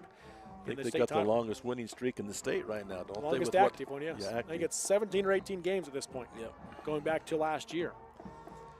And then after that game, we'll have the 3A state championship game for you, and that, of course, will be North St. Pete playing in their first ever football state championship game. Wow. Going up against Summit Academy, competing in their first 3A one. They played in the 2A one 3 years ago and lost to South Summit, or 4 years ago and lost to South Summit. And I'll keep my mouth shut on the Summit. 2:39. I think they ran the clock for some reason on that 2-point conversion attempt when you're not supposed to. So they put 6 seconds back on the clock here to make it 2:39 to go in the first half. Here comes the kick from Zenger, and this one's going to be just a short pooch kick, bouncing the 40-yard line. Going to be taken to the 30-yard line, and nowhere to go. Getting wrapped up quickly is the junior Morgan Alvey. Classic mistake there when that short kick, you know, the coverage is going to be all over you. Just get what you can get on it. Don't try to get to the outside, which is probably the original play. Just get what you can get. Just get downfield, huh? Yeah, that short pooch kick, because the coverage team is going to be all over you. There's no time to develop a return. Get what you can, and he probably lost 3 or 4 yards. Have the ball spotted at the 29-yard line with 2:35 to go in the first half for Grand.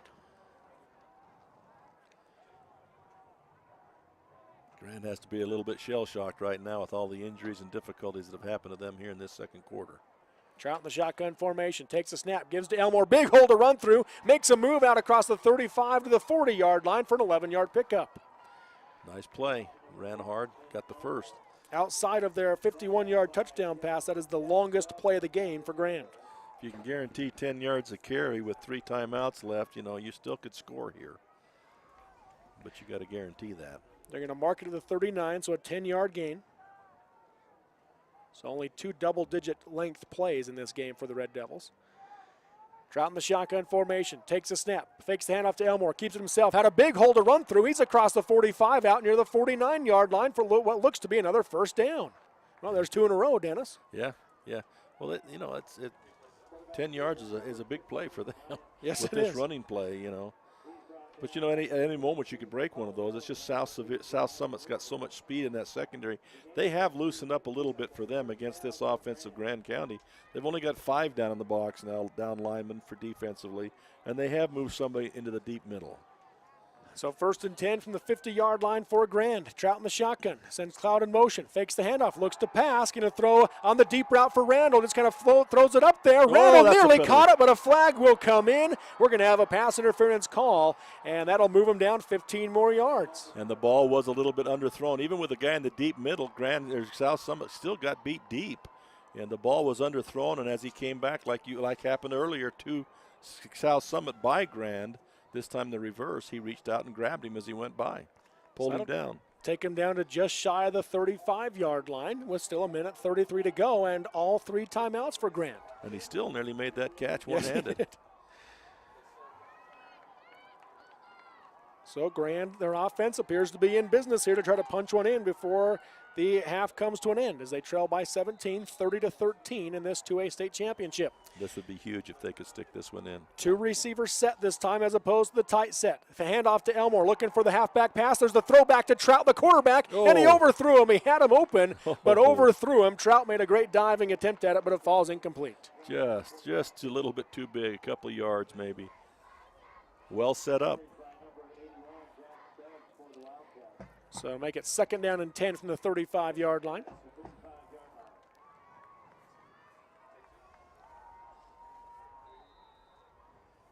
They still have plenty of time here if they can, even if they go with those 10 yards runs, they still got plenty of time here with timeouts. Yes, they do. 1 receiver wide left.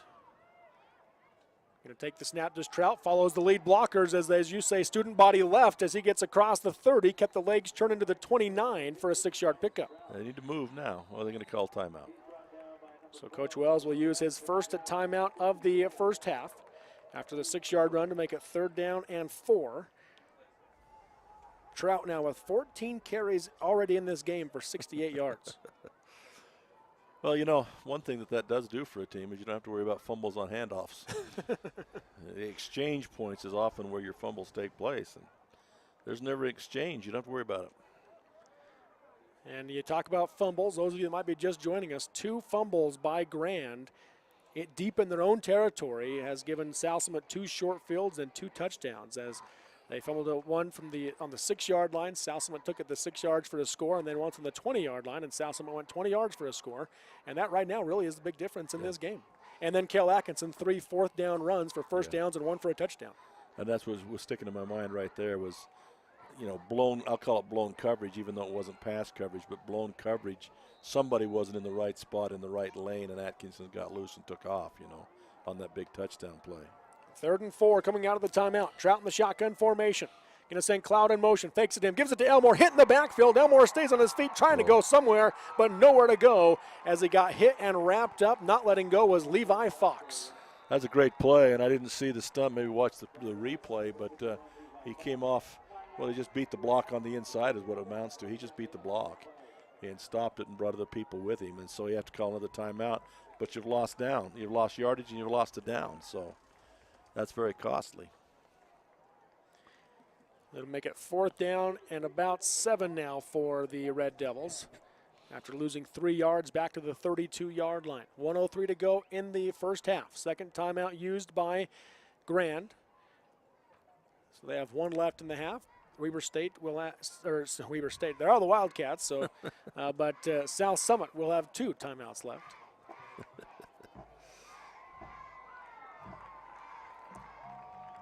See if they try to go to the air here again, Dennis. Weber State. Well, you got to figure now South Summit's going to be looking for that. So that's why, as a running team, you can't throw in an obvious passing situation.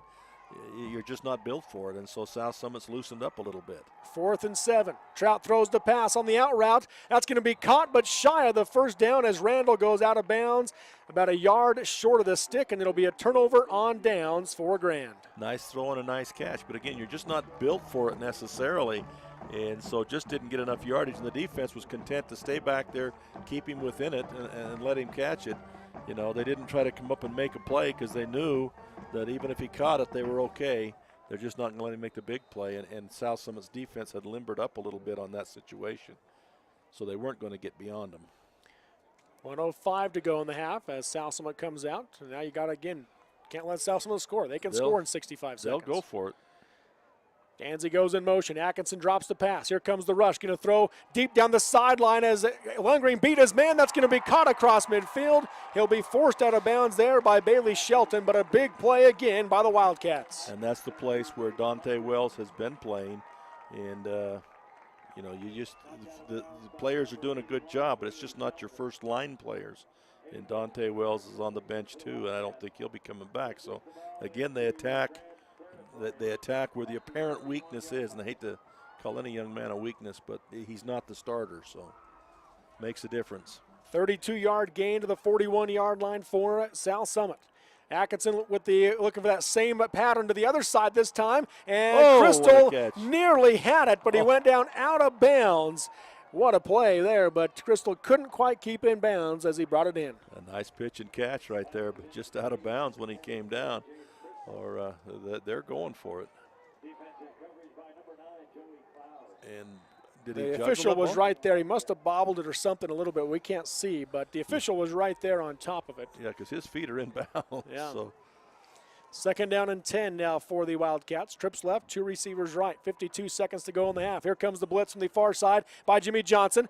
And Atkinson rolls out beyond the blitz. He's got to get first down yardage and more as he stops inside the 30. And will be brought down there by Austin Johnson. His running, wide receivers do a good job too. Once they see him running, they both turn and start blocking, and they do a good job of blocking. They don't just get in people's way. They do a good job of blocking when he starts to run. So a lot of 13-yard pickup. A lot of receivers will kind of turn and set and watch, but they do a good job of blocking. Atkinson drops the pass, rolls to his right. Got some good blocks, throws down the field, and caught. What a throw as he threaded the needle. Jared Danzy with the touchdown for the Wildcats, and another player down for Grand. I think he's just discouraged, isn't he? Shelton is one who's laying there now, and he will roll over. He's just mad because it went right past him. I mean, that was a beautiful thread-the-needle throw by Cale Atkinson. How he got that through there, Dennis, I don't know. I thought it was an interception, so it surprised me when it got through. Slipped between two defenders and Jared Danzy in the end zone for his third touchdown of the game. And the defenders are so close on that ball, they collide. That's why he was down a little bit. They both collide. I don't know how he got that ball through. That was perfect. Perfectly thrown. 28-yard touchdown pass to Jared Danzy. Now here comes the two-point conversion attempt. This time Hagan Miles the tailback. 2 receivers right, Danzy the slot. Handoff goes to Miles. Miles makes a move, and he's in the end zone for the two-point conversion. And with 21 seconds to go in the first half, it's now South Summit 38 and Grand 13. Just exactly what we talked about. Couldn't happen, has happened in spades here. It's just Grand County drives the length of the field, eats up all that time, scores a touchdown, gets back in the game. Cuts the lead to 16-13 or something like that. They're back in the game, and now in the 4 minutes remaining, the sky has fallen. South Summit's come up with 3 touchdowns now in that 4-minute span. Just calamity of calamities, and the worst thing that could have happened for Grand County has happened. At 22 points from when they got the ball back with 4:02 to go in the half. Yeah, wow. Yeah, and that's the way they like to play it. Instead of making them drive, they've given up some big plays and allowed some big plays to happen, and the whole game plan has just kind of fallen apart since that touchdown by Grand County. A beautiful throw there from Cale Atkinson, threading the needle and finding Danzy for the touchdown. Caught outside the end zone. Danzy walked in easily from the final few yards. And he was on a bit of a run, too, when he threw that ball. Yes, he was. Moving to his right. Zanger set to kick it away. Just a little squib kick down the middle of the field, and it'll bounce high, picked up at the 27-yard line, and brought it down across the 30-yard line will be Grand. And so with 18 seconds left, we'll see if they try to do anything here or just go into halftime down 38-13. Nah, you got to just let this one go right now. Go back in the locker room. Because as bad as things have been, you don't want to give up a cheapie again here and make it even worse. 18 seconds to go in the half. 38-13. South Summit with a dominant 4-minute stretch to end this half has put them up by 25 points. Wow. It was a 3-point game less than 4 minutes of game time ago. Yep. Trout sends Cloud in motion, takes a snap, fakes the handoff to Elmore, keeps it himself, coming to the near side, gets across the 35-yard line, and he'll go out of bounds at the 39-yard line, about a 7-yard pickup for Bryant Trout. And in those situations, that you can live with that, but not right now. They're not going to let him get. They're not going to let him get free like Atkinson's been getting free. They're not going to let him go down the sideline. So 39-yard line is where they sit. It'll be second down and 3 with 12 seconds to go in the first half.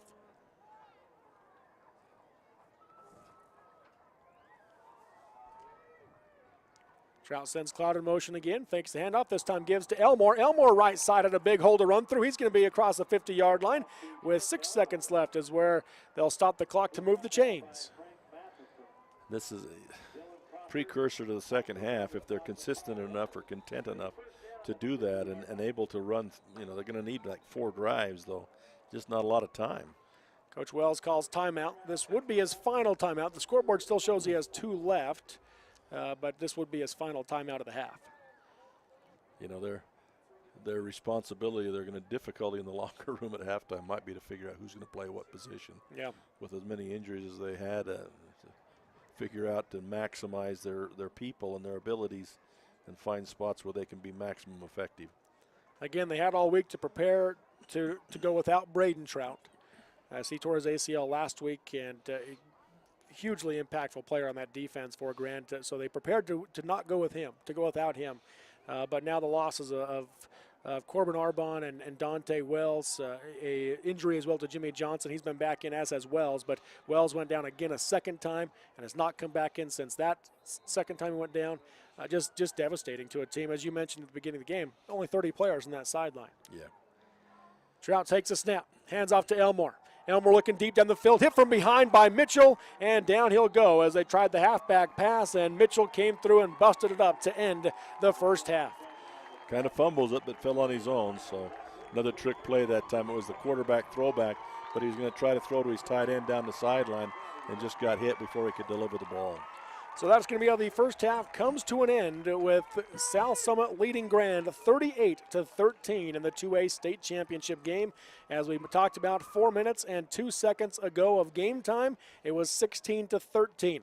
22 points by South Summit later. They've got a 25-point halftime lead in the 2A state title, looking for their back-to-back state championship.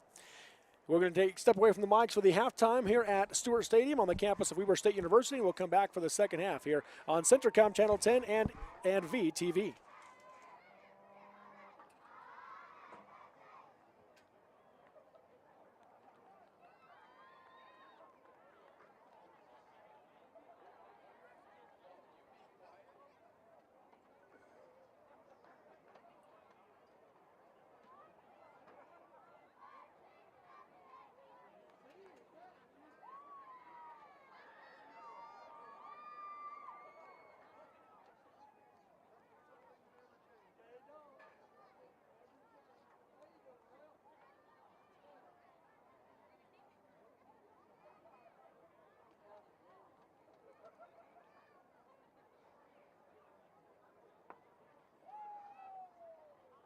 Ladies and gentlemen, the South Summit cheerleaders and drill team will be performing together.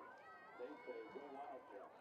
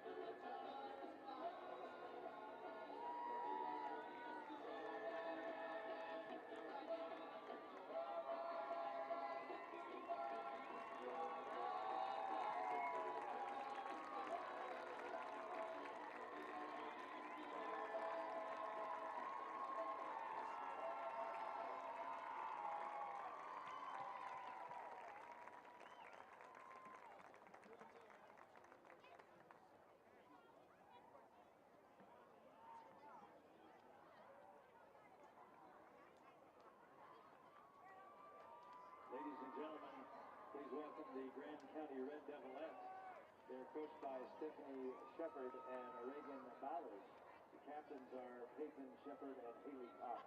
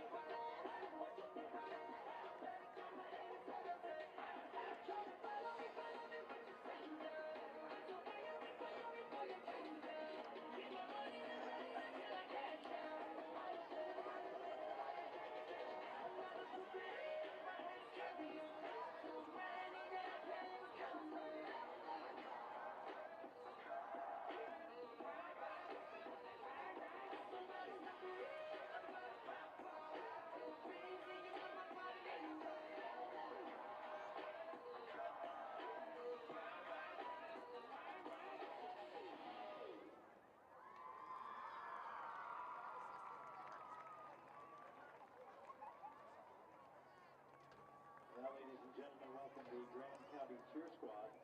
They're coached by Jasmine Atwood and Miranda Black. The captain is Juby. The co-captains are Haley Lally and Kinley Strickland.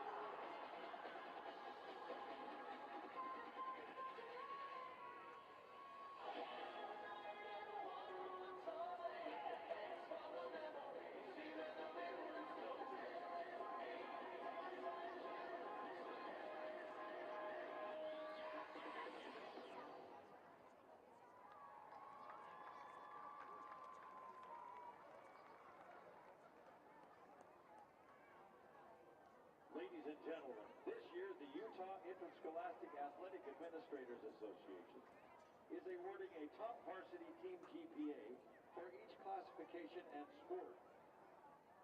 The top team GPA for the 2018-19 season for 2A football with an overall team GPA of 3.45 is Gunnison High School. Congratulations, Gunnison, on being the 2A football academic state champion. Presenting the award, representing the UIAAA, is Athletic Director at Grand County High School, Ron Dolphin. Congratulations to the Gunnison Bulldogs and a team GPA of 3.45.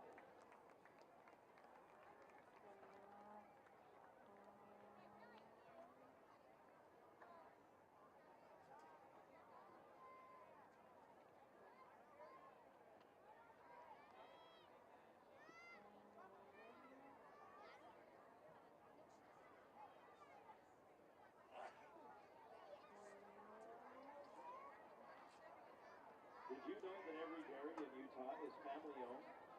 On behalf of Utah's dairy farmers, we want to congratulate all of the teams competing in this year's state championship tournament. Healthy bodies start with great nutrition, and choosing milk is a great way to get the nutrients you need. Learn more at dairywest.com. Get $75 when you open a MyStyle checking account at Mountain America Credit Union. With MyStyle checking, you'll earn rewards like gift cards, cash back, event tickets, and more. For details, visit macu.com. Thanks to the Deseret News for being the title sponsor for the Academic All-State Award. Each year, the Utah High School Activities Association has sponsored an academic all-state team to recognize those young men who have excelled in the classroom as well as in competition. The Deseret News has joined with UHSAA as title sponsor for this prestigious award. To view this year's academic all-state winners, please visit UHSAA.org.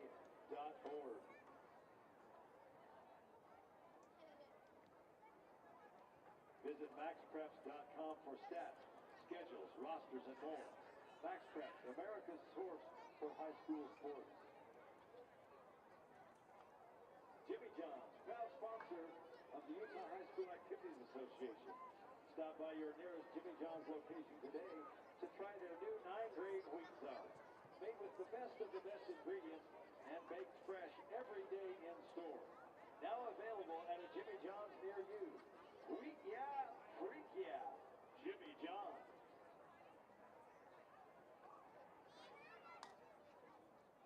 Today's event is being streamed live online and will be available for replay at any time at live.ksl.com.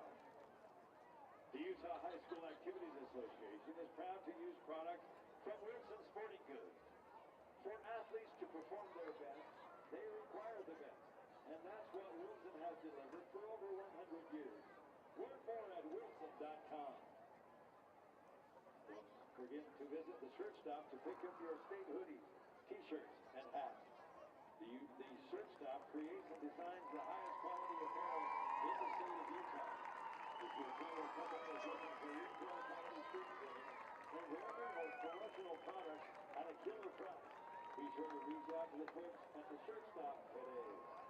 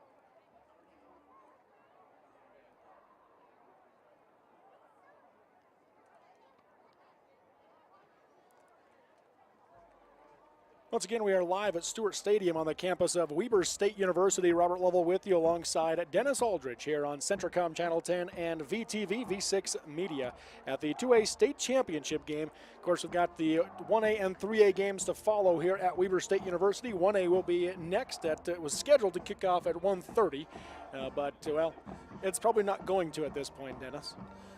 That's why I say we may have to delay one of those games till next week or something. And then the 3A game is scheduled to kick off at 4 o'clock. Well, better have some lights on. Yeah, that's, of course, when you get a passing team like South Summit, and that slows the game down a little bit. The next game, you got Milford with Bryson Barnes, a pass-heavy team. And then you've got Summit Academy, a pass-heavy team. So you got plenty of passing games today in these state championships. And they've all kind of gone to that, and you're right. The only thing that might save this one is if South Summit throws 2 more on the board, they might get into the mercy rule. Yep. And I hate to see that with the Grand County High School, but that very well could happen here. Of course, a 35-point advantage is when the running clock gets into effect. And so that right now, South Summit leads by 25, 38-13 over Grand. Just a few stats from this first half. In yardage-wise, Grand leads them in rushing yards at 221 to 208. Total yards, Grand has 277. South Summit has 341. So we've already had a game full of yards in this first half. Really have it. They've been up and down the field a lot. And then individuals for Grand right now leading the way. Bryant Trout, he's got 16 carries for 166 yards and a touchdown. Kel Atkinson, 8 carries for 114 yards and 2 touchdowns. Atkinson's 11 for 22 passing for 133 yards and 3 touchdowns. Jared Danzy has caught all 3 of those touchdown passes for 76 yards in this game.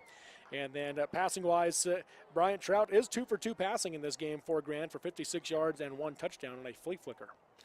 Yeah, the thing with, as we look at the second half, I think with Grand County is, every one of the passes that they've thrown thus far has been a gimmick pass. I'll call it a gimmick pass. It's not just your typical pass. And I think they're going to have to do that a little bit more because they've got to have 4 scores here in order to win this ball game. You're not going to do that with 4 yards a carry. Right. They're going to have to mix in the pass, and they can't wait. Even worse now than before, they can't wait to 3rd down and long. They've got to mix in the occasional first down pass because South Summit has given up. They've sold out on the run. And until 3rd down and long, they don't have anybody in the deep middle. Second half is underway. Injury's been a key component as well. We'll talk about those as we come into the second half. Picked up by Elmore on the kickoff by South Summit. Elmore out across the 30-yard line to just shy of the 31-yard line. I don't know if there was some... I guess that was the umpire that came up that near side and almost ran into the line judge. I don't know whether you'll see him or not, but they did have Dante Wells was limbering up with them after halftime. He was out there doing the jumping jacks and the stretching and everything like that. He really walked heavily on that side as he went to the sideline, but he is out there. He is dressed. He did warm up. I think he's getting stretched right on the far side there. Still working on that hip. Yeah. Here comes the snap to Trout. He'll hand off to Elmore. Elmore left side gets hit after crossing the line of scrimmage. Going to be a gain of 2 to the 33-yard line. The big Mitchell kid comes from his defensive tackle, comes down the line. That's good pursuit by the big kid as he comes from the left side and comes down that line and makes the tackle. So 2nd down and 8 yards to go now for the Red Devils. As we talk about injuries, Dante Wells, one of those that went down twice. A hip injury. At least that's what we assume it was, and then what looked like a shoulder injury. And that's what they keep working on. It looks like a hip pointer of some sort. Trout keeps it himself this time on the fake handoff. Got a block, cuts up field, and he's going to have a first down across the 40-yard line to the 42-yard line is where he goes out of bounds. Nice run. Again, their base game is a nice game, but South Summit at this point, I wouldn't say they're content, but they'll take this over the big play. Right. Knowing that it's going to take 4 drives and 4 scores, and if every drive takes 8 minutes like it did in the second quarter, there's not enough time left on this clock. Going to spot at the 43-yard line, so a gain of 10 on that carry for Bryant Trout. 1st and 10 from their own 43 for Grand. Trout in the shotgun formation.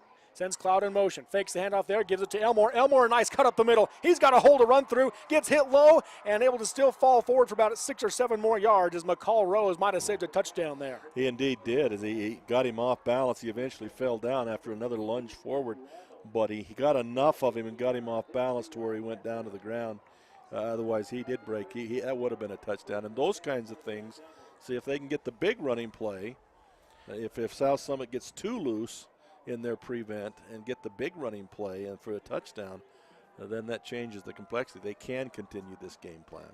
That was a 20-yard gain. Other than the flea flicker touchdown pass, that is the largest gain of the game for Grand.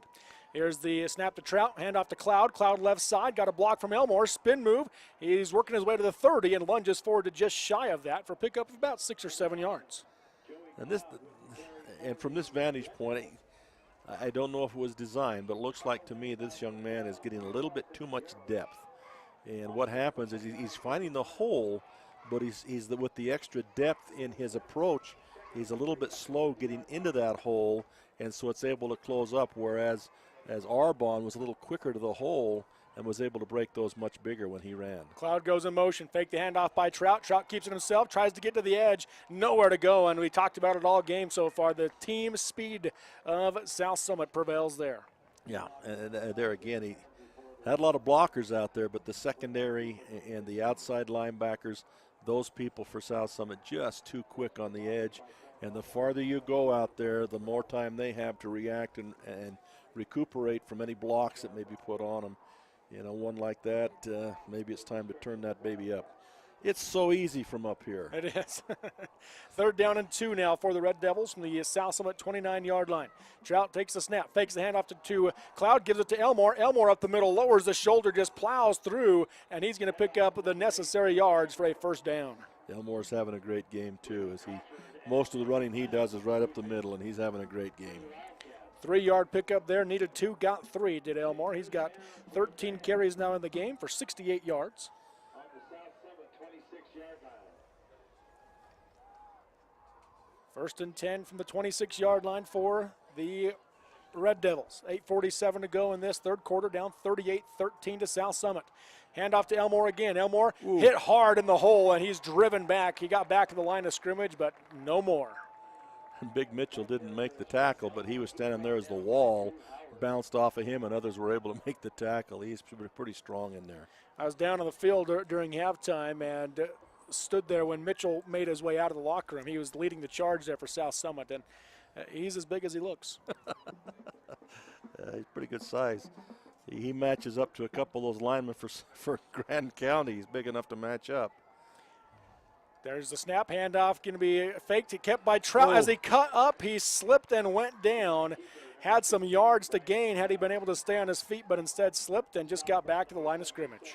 One thing that I noticed last week, too, with South Summit, and they're doing it again now, is they're moving Mitchell around. And so, you know, offensive lineman, you may want to match up your best lineman on him, and Millard was doing that last week, but then they start moving him around.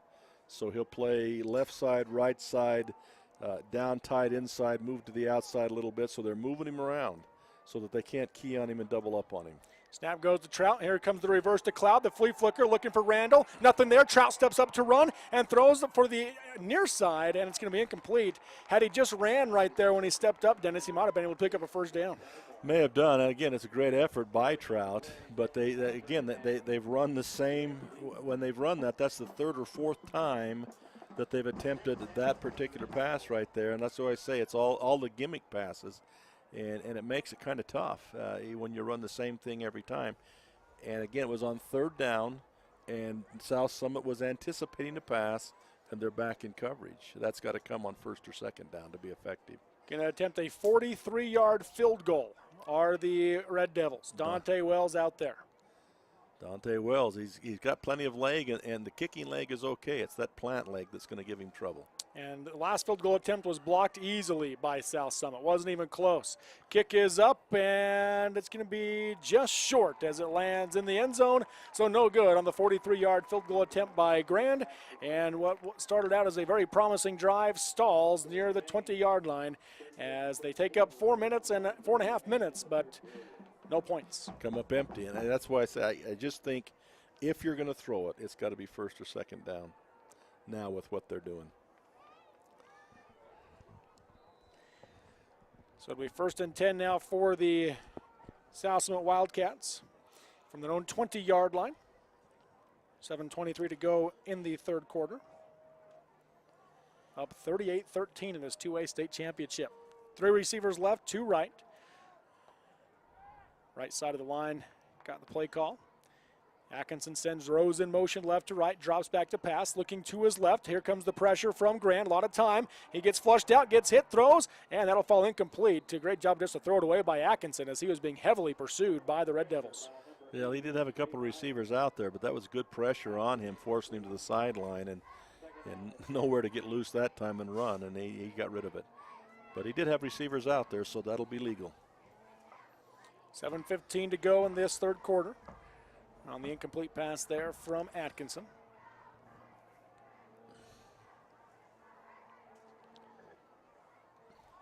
Three receivers left, 2 right. He rolls to his left. Here comes the pressure. The blitz by Johnson. Got caught, able to break free. Diving for his legs was Johnson. Couldn't get him. He's got a first down and more as Atkinson pushed out of bounds at the 35-yard line.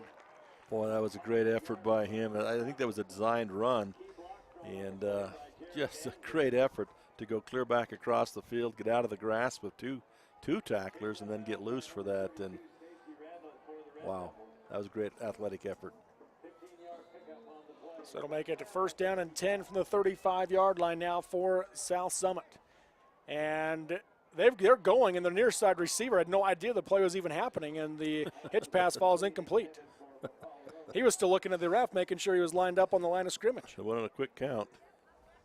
Tried to run the little bubble screen to the outside, and just he wasn't ready for it.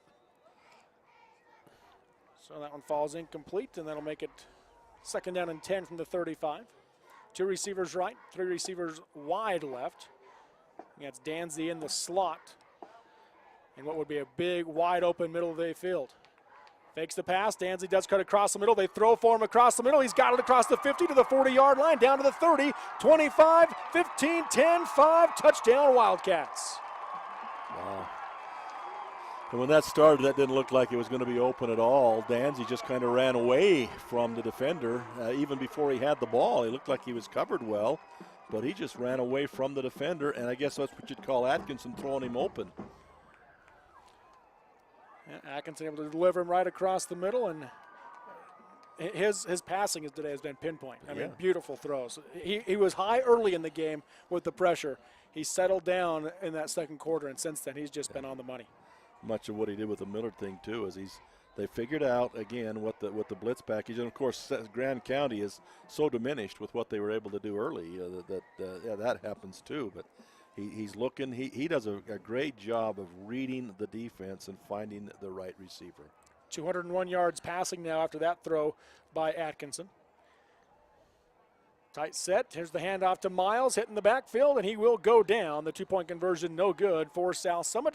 It's under 7 minutes to go in the third quarter. It is now South Summit 44 and Grand 13 in this 2A state championship game as South Summit continues to pile it on. Again, if you missed the first half, it was a 16-13 ball game with 4 minutes and 2 seconds to go in the second quarter. And in those 4 minutes, South Summit scored 22 points to have a 25-point halftime lead. Yeah, and if you tack this on here, less than a quarter's worth of time. Yeah. They've scored all these points to make this. And it's been said of them, they like spurts. They like to go in spurts. And that's why the first quarter and a half, when Grand County was making them work hard for everything, Grand County's in the ball game. But once a spurt starts, it's pretty hard to stem the tide. Yes, it is, and some fumbles by Grand in this game, given South Summit short fields, obviously has helped out in that aspect. Yep. And then the injuries. You mentioned it on that drive there. Grand has had 3 players go down in this game due to injury. 2 of them are back out there. Jimmy Johnson still playing what appears to be near 100%. Dante Wells has come in and out of the game since his first injury. We saw him kick the field goal attempt a minute ago after the shoulder injury, but he's very limited, very hampered. And then a big blow with losing Corbin Arbon as he was taken off the field on a stretcher, did not leave the facility. He is back on the sideline, but will not come back in this game. He was evaluated off the side, but they didn't take him. They left him here. But they're both sitting over there, and Wells might do some kicking, but I think he's done as far as actual playing time. And here comes Jimmy Johnson out across the 25-yard line to about the 30-yard line for the Red Devils. So they changed things up. It had been Cloud and Elmore deep. This time Johnson back there. He'll bring it out after about a 25 return. It'll be 1st and 10 for Grand on their own 30-yard line.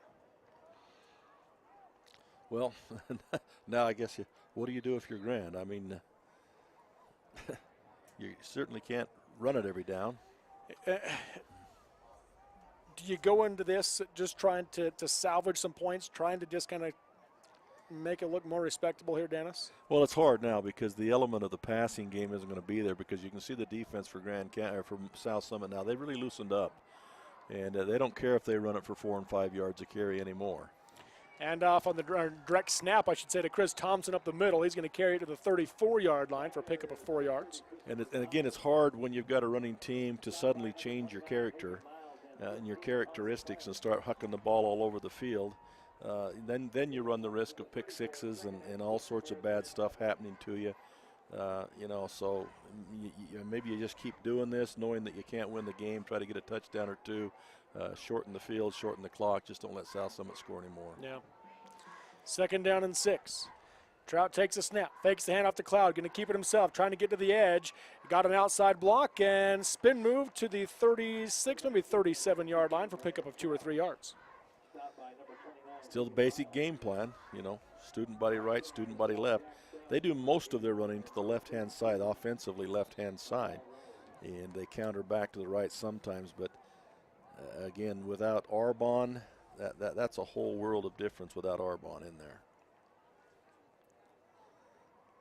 They don't have Cloud's the same done a decent job, but doesn't have that same second-level speed. Yeah, that explosiveness out there. 3rd down and about 3. Cloud goes in motion, fakes the handoff there, give to Elmore. Elmore met up the middle, and back he goes as he ran into a wall once again. I think that was Hagan Miles that might have stood him up right there and drove him back. No gain. Well, again, it's decision time. You don't have time to punt it away, really, and with much time on the clock. But yet, if you don't punt this and you don't get the 1st down, then South Summit has a short field. And looks like they're going to try and go for it, maybe. That play call comes from Coach Wells to Trout. They've only got 10 seconds left in the play clock.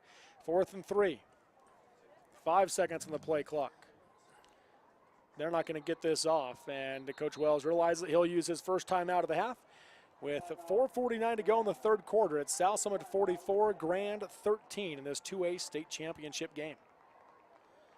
That's a tough spot to be in. I mean, you really don't. You shouldn't kick. You shouldn't go for this here, but yet. That's what we've just been talking about. You're going to have limited opportunities to handle the ball if you give this one up. I don't know. Watch for them try to call them offsides, the hard count. Yeah, likely the case, and you would imagine that's what the South Summit defensive coaches are telling their team as well. Don't jump here and give them the 1st down. Yep.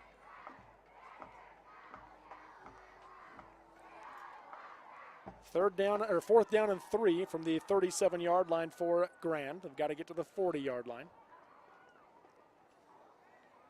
Coming out of this timeout. They've got Randall tight right, Cloud the wing back to the right, Thompson the up back, Elmore to the left of Trout in the backfield. Shotgun formation. Cloud goes in motion. Fakes the handoff to Cloud, keeps himself, does Trout, and gets across the 40. He lowered the shoulder and ran over his own guy. They helped run over another South Summit player as well to pick up that 1st down. Nice run by Trout. It's a great pickup on 4th down to get the 1st. Again, South Summit, I don't think they care about 5 yards.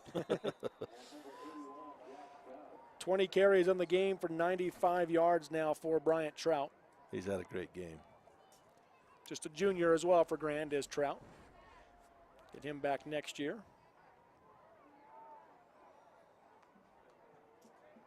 8 in the box for South Summit. Pitch it out to Elmore. Elmore trying to get to the edge. Got a block.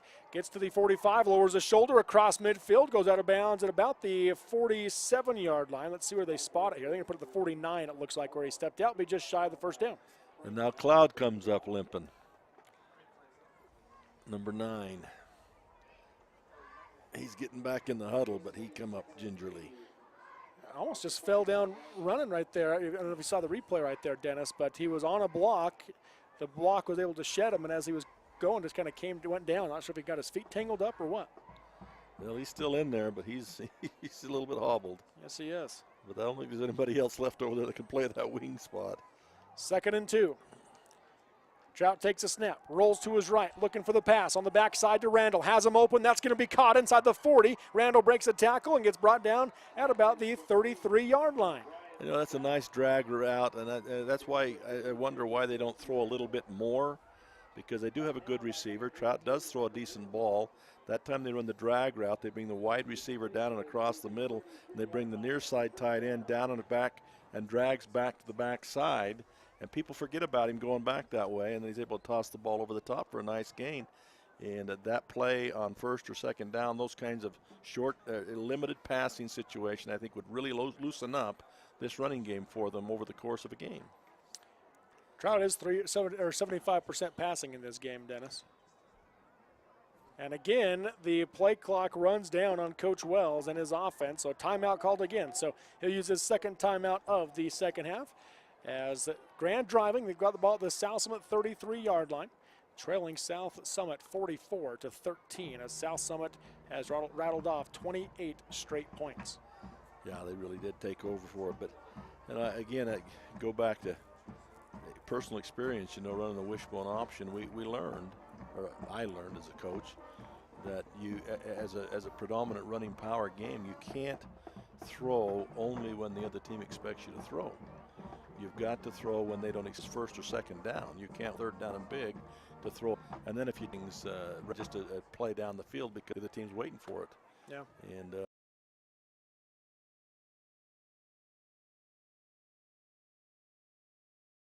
And I think the South, they've done. I shouldn't complain, but just the success that would really open things up for them. Trout takes a snap. There's a little shovel pass up the middle to Meyer, and Meyer gets the 25-yard line for a gain of about 7 or 8 yards. Going to mark him at the 25-yard line. That's a nice pickup on 1st. Again, the shovel pass inside. Nice play on 1st down. First catch for somebody other than Randall, as Trey Meyer makes the catch there on the shovel pass for an 8-yard gain. 4 for 5 passing is Bryant Trout in this game for 80 yards. Trout in the shotgun. Cloud goes in motion, takes a snap. Going to be a quarterback keeper here as he fakes the handoff. Has a 1st down and more inside the 20-yard line. Big block from Chris Thompson, leading the way there for Grant. Doing a good job. Continue to do that. And South Summit's a little bit off the ball now. They've got their defensive secondary open, so it's leaving those open. They're looking for the bigger play, making them just take time off the clock. I have that, having Bryant Trout go over to 102 yards now on the game on 21 carries. Wow. Quarterback for the Red Devils. In the shotgun here, takes a snap, rolls to pass, looking it down and overthrows the intended target. Pretty good coverage downfield by South Summit, looking for Joey Cloud. He broke open early and then leveled out the pass pattern instead of running down to the flag. He leveled it out, and again, I don't know what the design was. But the pass was thrown more to the flag instead of the deep out. It was thrown the flag, and he kind of leveled that off and went over him. So and he is a little bit hobbled. Yeah. 2nd down and 10 from the 18-yard line in South Summit territory. Trout in the shotgun. Has Elmore go in motion, switching sides. Now they're going to go back to Elmore on the screen, and Elmore fell down, and it's intercepted. Elmore fell down, stumbled over his own feet, and going the other way is, I think that's, let's see, make sure I have that right, as he's going to take it 80 yards for the touchdown. Taking it the other way, Frank Nunaviller for the Wildcats. Tried to run a bit of a slip screen, backside screen play as Elmer, they fake the handoff going to his right. He comes back to the left, and you're right, the pass was going to be a little bit big for him, but he had a chance, but he falls down, and the pass falls into the hands of the South Summit Wildcat for a pick 6. There's a penalty flag down. Okay. Sideline warning. Sideline warning. That won't take away the touchdown. So Frank Nunaviller, the senior, and he's getting some big hugs all around from this South Summit team as the sideline comes over to cheer him on as he takes that one back 80 yards for the touchdown, and we are now officially into the running clock. Might be the highlight of his career right there. Yeah, The way they're acting. Yeah, big play there for Noonville. And he read it just right, and with Elmore falling down, easy pickings. Hit him right in the breadbasket. In full stride. That's the way you like to hit a receiver. Unfortunately, it was the wrong team going the wrong way. That's right. So an 80-yard interception return for a touchdown for the Wildcats, and now they're going to, for the first time today, attempt an extra point as Kel Atkinson walks off the field. Well, they got plenty. 50-13 the score, 37-point lead. Kicking the extra point here, Jake Whitmore, the junior, and a flag will come in. And looks like the play clock ran down, so delay a game and march them back. I think in a regular game, I think you get more time on your 25-second countdown. With this play clock starting over, I think you get a lot more leeway out of the officials when they're counting it. Yeah. Than you do with this clock. But with a real clock here, and there are obviously very few 2A schools that have one. North Sevier has a play clock like this on their field, but for the most part, you don't see these in this level. A little bit of a high snap, but the hold is down, and the kick is a line drive, one missing wide left. And so with 2:19 to go in the third quarter, it is South Summit 50 and Grand 13 in this 2A state championship. Like you said, that does put it into a mercy rule for those that don't understand. A 35-point lead by one team or the other in the second half, and the clock will run continuously. Now, not totally continuously. Right. It will stop, but they immediately rewind it back up once the ball is set. So it doesn't stay out of stopped. bounds, it doesn't stop it. Incomplete passes don't stop it. Change of possession do. It'll stop until the next possession starts, and then, of course, timeouts and touchdowns or scoring plays will stop the clock. And get the administrative duties done. They start it right back up again. So that will shorten the time. And now Grand County has even less time to possibly score here. And I think even if they score, you have to get back to a 22-point game before it starts stopping again, I believe. Yes, I know it's not just under the 35 mark. No, I think you have to get back to 22 points to get it to stop again. 2:19 to go here as they get set to kick this one away. Zanger, the kicker for South Summit. Hunter Zanger, a sophomore.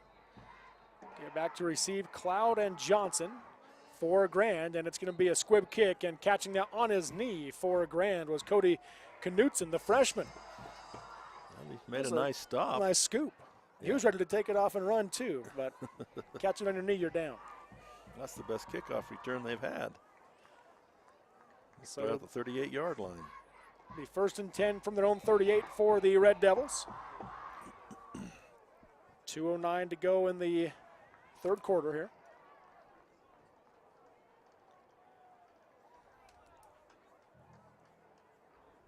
South Summit right now showing 8 in the box. Trout in the shotgun formation. Takes a snap. Gives to Elmore. Elmore trying to follow the lead blockers. Gets to the 40-yard line and driven back there. They're going to give him forward progress out to the 41. Same basic game plan. Now Elmore's limping. They're pretty beat up, Grand County. You know, this running game has just kind of taken its toll on the running backs, and it's hard. Run this many plays on the running game. And you talk about a power run game, often will wear down the defense. But when you're taking shots like this and you've had some injuries, definitely wears you down as well. As a trick play here kind of fell apart, and Bryant Trout's going to maybe get back to the line of scrimmage. Looks like he's going to lose a yard back to the 40. That was a trick play. He faked the handoff to Elmore and then put the ball on his hip trying to hide it. Stood there for a while waiting for the hole to develop, but good job by the South Summit Wildcat defensive line as they read the blockers and was still there waiting for him when he came in. So make it 3rd down and 7. They're going to give him back to the line of scrimmage, looks like, at the 41-yard line. Cloud goes in motion, fakes the handoff, does Trout. Trout follows the blockers, gets across the 45, stays on his feet, gets spun around at the 48-yard line, right near the 1st down marker. Looked like he might have it, but that great tackle there at the end spun him back. They're going to give it to him, though. Yeah, so a 1st down run by Trout to the 48-yard line. 1st down, Grand on their And the third quarter looks like will come to an end here. I'm not sure if they're going to get this playoff or not. I don't think the officials are going to let them. Yep, referees on top of the ball. So that'll be how the third quarter comes to an end, with South Summit leading at Grand in the 2A state championship 50-13 here from Stewart Stadium on the campus of Weber State University, as South Summit looking for their second straight state championship, and I believe it will be their fourth in 6 years. Yeah, they've had quite a string. They've had a wonderful situation going on. It just continues to proliferate itself, and you got to wonder how long they can sustain it. Of course, with realignment coming up, you never know what might happen for next year. Will they be 2A or will they be 3A? Of course, they are 3A. I'll give you my prediction. Okay. Nothing changes. Well, they are 3A in all other sports. Both them and Grand are 3A in all other sports, but the realignment, if South Summit has grown enough, then they would go out and somebody else would come back down out of 3A just for football. So, but I don't know what the numbers are anymore. When I look at the numbers from 2 years ago, I just don't see any changes. They haven't grown enough, and somebody else dropped enough to come down I guess that's the key, is somebody else dropping enough. And Yeah. I could be way off. I don't know how big the middle schools were 2 years ago. So, so who knows? But and South Summit is definitely in a growing area. In Summit County outside Park City. They have grown, but that would be the key, is if they were actually bigger than somebody else now that could drop back down in. Right. Here we go, 1st and 10 for the Red Devils to start the fourth quarter. Elmore trying to get the edge, able to get to it across the 50-yard line. A stiff arm to the 43-yard line, just shy of the first down. And South Summit, you would hope, would have a few of their younger kids in there. And I believe they do. We're starting to see a lot of different numbers than we've seen throughout much of this game. that was number 1. I'm not sure you've called him yet. That is a senior. Does start defensively, it looks like, Frank Matheson. Going to spot it at the 43-yard line. That looks like where they put it, so 1 yard shy of that first down. Elmore now with 18 carries for 87 yards in the game. Trout takes a snap, going to be a design quarterback keeper, trying to follow Elmore for the first down. It looks like he's going to get it down to the 41-yard line. About a 2-yard pickup. Yep, can keep the drive alive.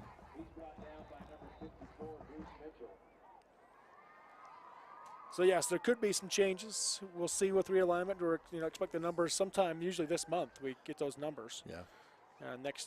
Generally next couple of weeks.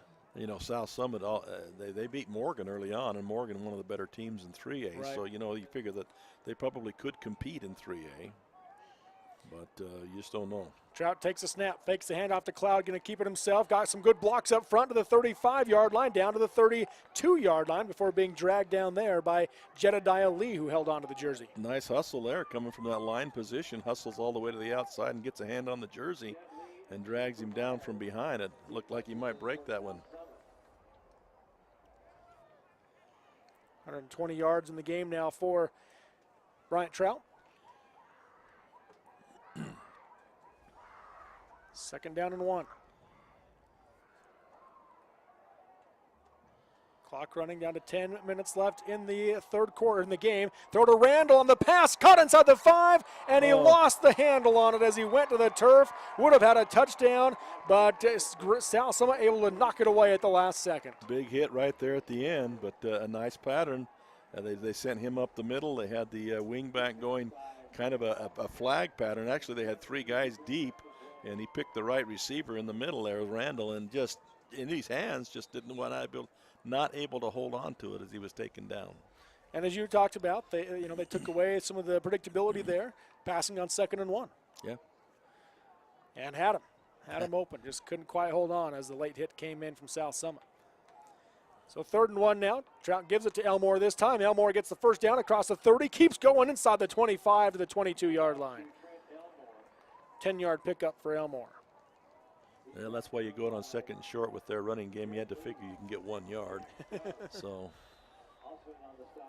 Elmore nearing 100 yards on the game as well to join his teammate quarterback Bryant Trout to eclipse the century mark in the game.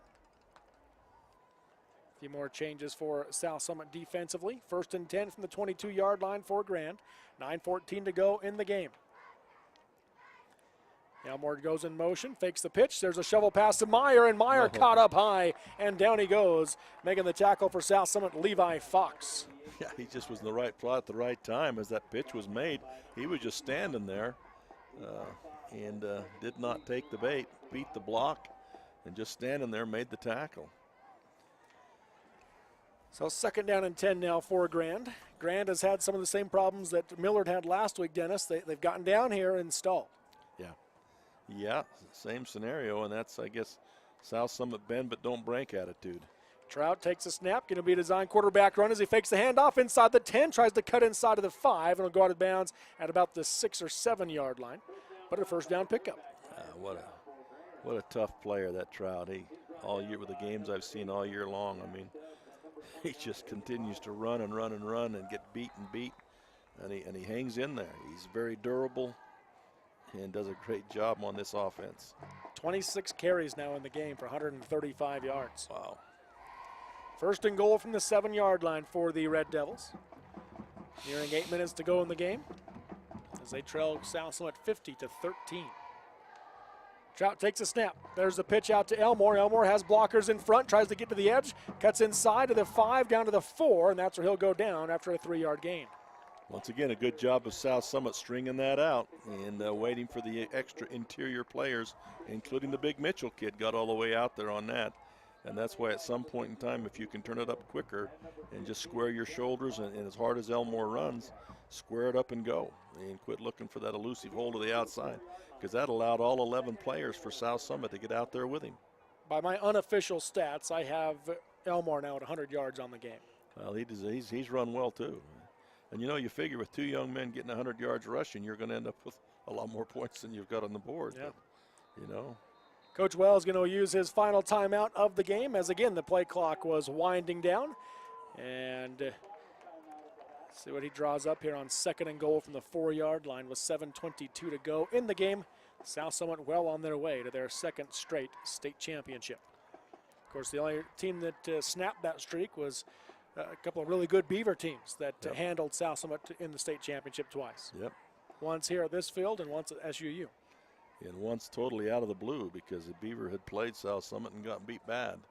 And they went in the state game and nearly shut South Summit out. I think 33-6. I think South Summit scored late. Completely shut them down, and which was a complete shock. The other time they just, I think, overpowered them. But yeah. And then the second, and then Beaver won back-to-back at that time. The second one down at SUU. Yep. They put it on a little bit. And then last year, South Summit to return the favor at SUU.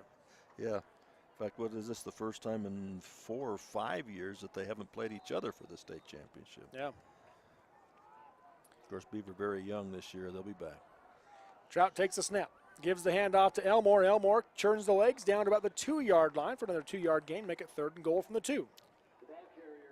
And Elmore deserves a touchdown here as hard as he's run. They give it to him again. Under 7 to go in the game.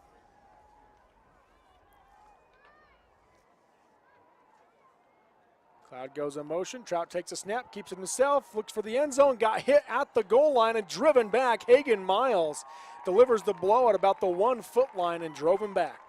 Yeah. Looked like he's going to get in, but just too much pressure by South Summit to keep him out of there. So they'll have 4th and goal now. 4th and goal from about 1.5 feet out.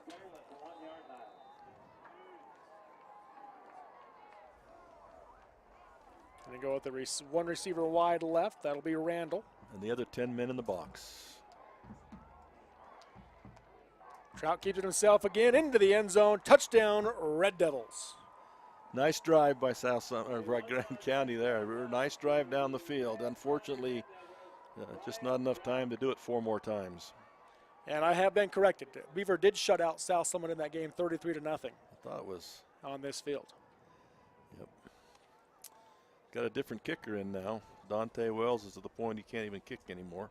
So Bailey Shelton out there. We saw some good kickoffs from Shelton in this game. Coming in for the injured Wells. Snap is good, hold is down, and kick is not going to make it as it falls short. Not quite enough.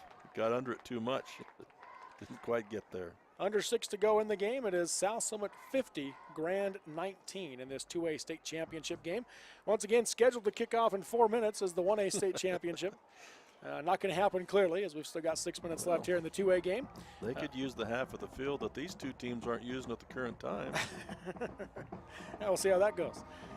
Yeah. But to that game, they usually give about 30 minutes between games. They might give a little bit more here today with, you would expect South Summit to come on and celebrate their state championship for a moment. So you can expect that game to probably get underway around 2:15, to be between 2:15 and 2:30. That's if nothing else happens here, and the clock runs fast. Yep. And we are in the running clock, the Mercy Rule clock in this game. And Grand County is out of timeouts. They can't stop the clock with timeouts anymore. They've used all 3 of theirs on that drive. So things should go pretty quick. I don't know if they have an alternate place for teams to warm up or not, but both Duchesne and Milford would be nice if they'd be somewhere warming up right now. Yes, it would.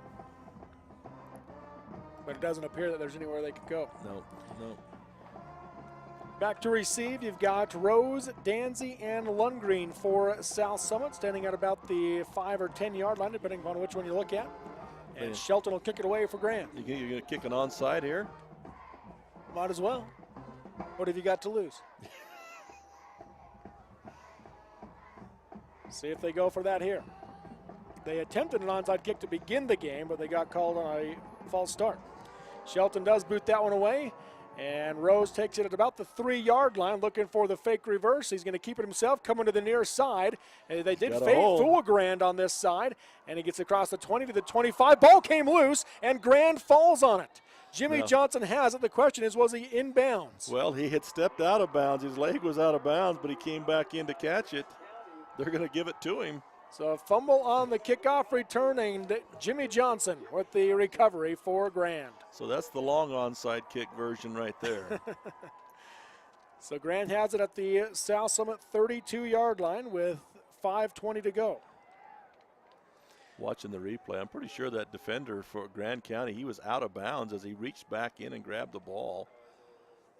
Right here you can see 13 is who recovered it. Jimmy Johnson, the ball's loose. And right there, he's out of bounds. Right there, it is step out of bounds. And he comes back in. In fact, he's out of bounds when he grabs it. The ball is in bounds, but he's out of bounds. Trout takes the snap, fakes the handoff to Cloud to start this drive, and he is swallowed up at the goal line, going to lose a yard. Late flag comes in from the referee at the goal line, the line of scrimmage, Probably a face mask here or use of the head, they're going to say. Yep.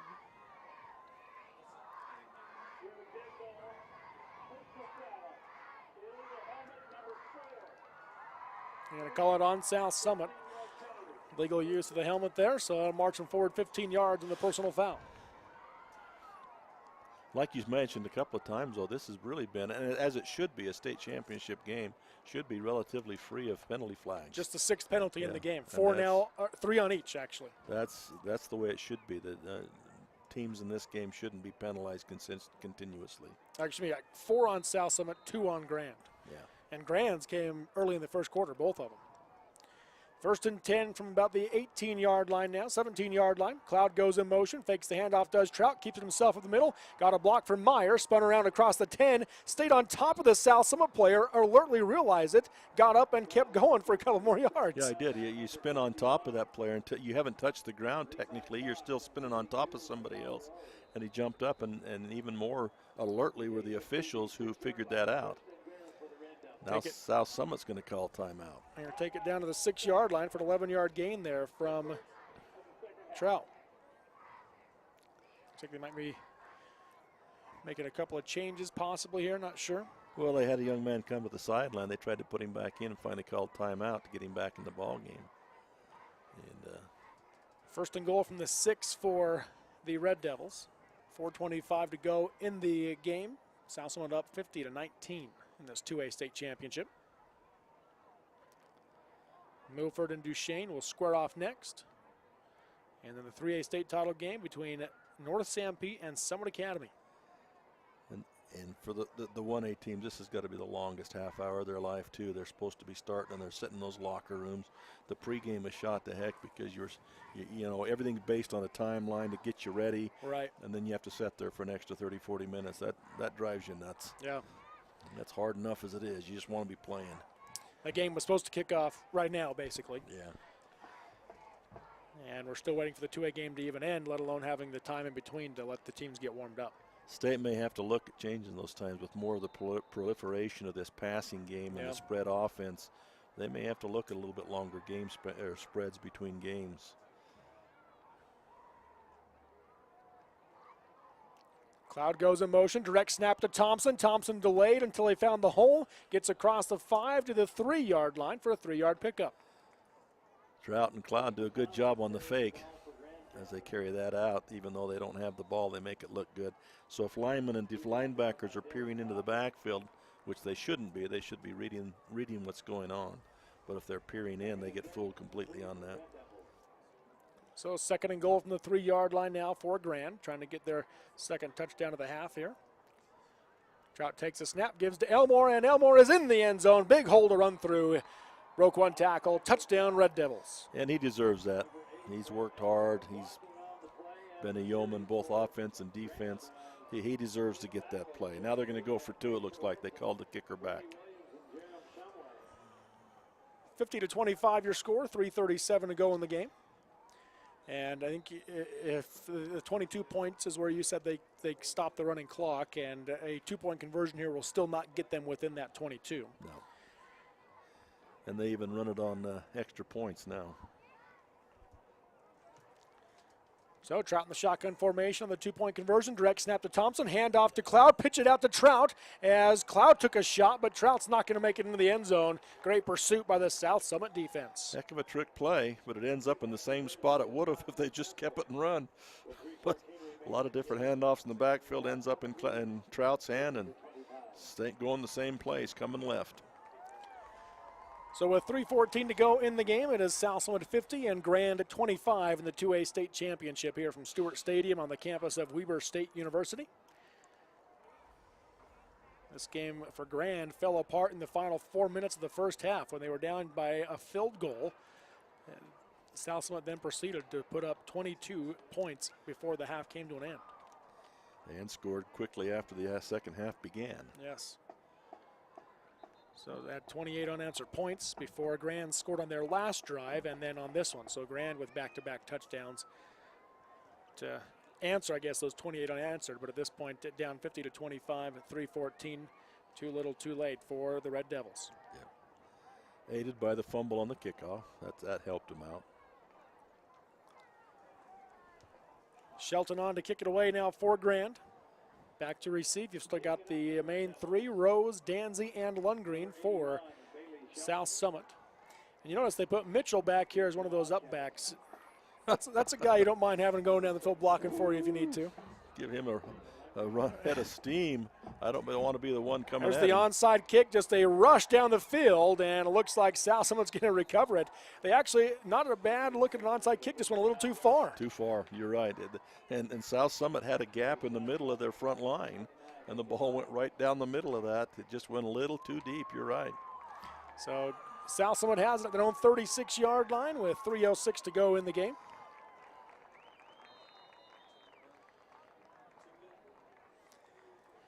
Mitchell comes off, takes a big break, the big feller. He's gone both ways. But now they need someone else out there. So. Yep. Put me in, coach. Heading onto the field, Jacob Williams. Atkinson in the shotgun formation. They do have a tailback now with 3 receivers right, 1 left. There's the pitch. And making a cut up field is going to be Bello. And Bello got some blocks. He's across midfield down to the 40-yard line. Woo, looked like he was off to the races. Touchdown saving tackle by Elmore, though, of Grand County, but a nice pickup. 24-yard gain on the run for Bello. He now has more rushing yards than Jared Danzy, who had 3 carries for 6 yards in the game. Yeah, but he's got 4 catches for 4 touchdowns, I believe. Yes, he does. And 77 yards.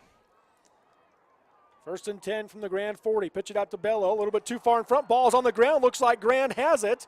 Atkinson dove in there a little bit late, but it looked like the Red Devils recovered, and they do. Bello was headed for another 30-yard run. On the recovery there for Grand, Jamin Hester, the sophomore. So a chance for Grand to try to just continue to close the gap here, make this game look a little more respectable with final 2 minutes to go.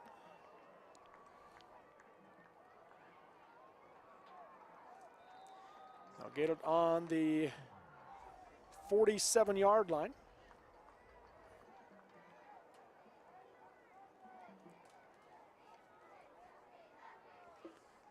Receiver left is Randall, so not a tight formation. A couple of late comers for the South Summit defense. Cloud goes in motion. Trout takes a snap, going to throw deep for Randall in the middle and overthrew him and intercepted by South Summit down the field. It's taken away by Jack Stubbs. I was watching Bello on the sideline after he came off, and this must be the game of his life. Everybody in the whole sideline giving him a hug and slapping him on the back, and he was hugging people, and I don't know if they'll put him back in, but boy, he was having the game of his life there for the few plays that he played, and that's great to see that team chemistry, everybody rallying around that young man. Even though he'd fumbled, you'd have thought he'd scored a touchdown. The way they've treated him on the sideline, that's a great deal. And he is going to stay out of the game. They're putting Danzy back in offensively, it looks like. They just need a quarterback. Coach Grayjack yelling for Atkinson to come down. He was down there hugging Bello. and Braden Lundgren making his way out as well. Might not get this play off. I'm not sure if Atkinson even knows if there is a play, and now there is the flag for the delay of game. I'm not sure he knew that they were on offense. Or maybe expected someone younger to go in at this point, not sure. Well, you'd think so. You got a lot of your other players in, although they still got Danzy out there. Danzy, Lundgren, starting a receiving corps for the most part, still in there for South Summit. Now Coach Grayjack is going to call timeout. And they are just going to see if they change anything here. He's calling them over. Getting some high fives from his team as they are won back-to-back state championships with 53 seconds left and a 25-point lead. Calls timeout and brings them over. They're all giving hugs. They do realize they have to run at least 2 more plays, don't they? They could kneel twice. Grand cannot stop it. But they're having a victory tour, and Let's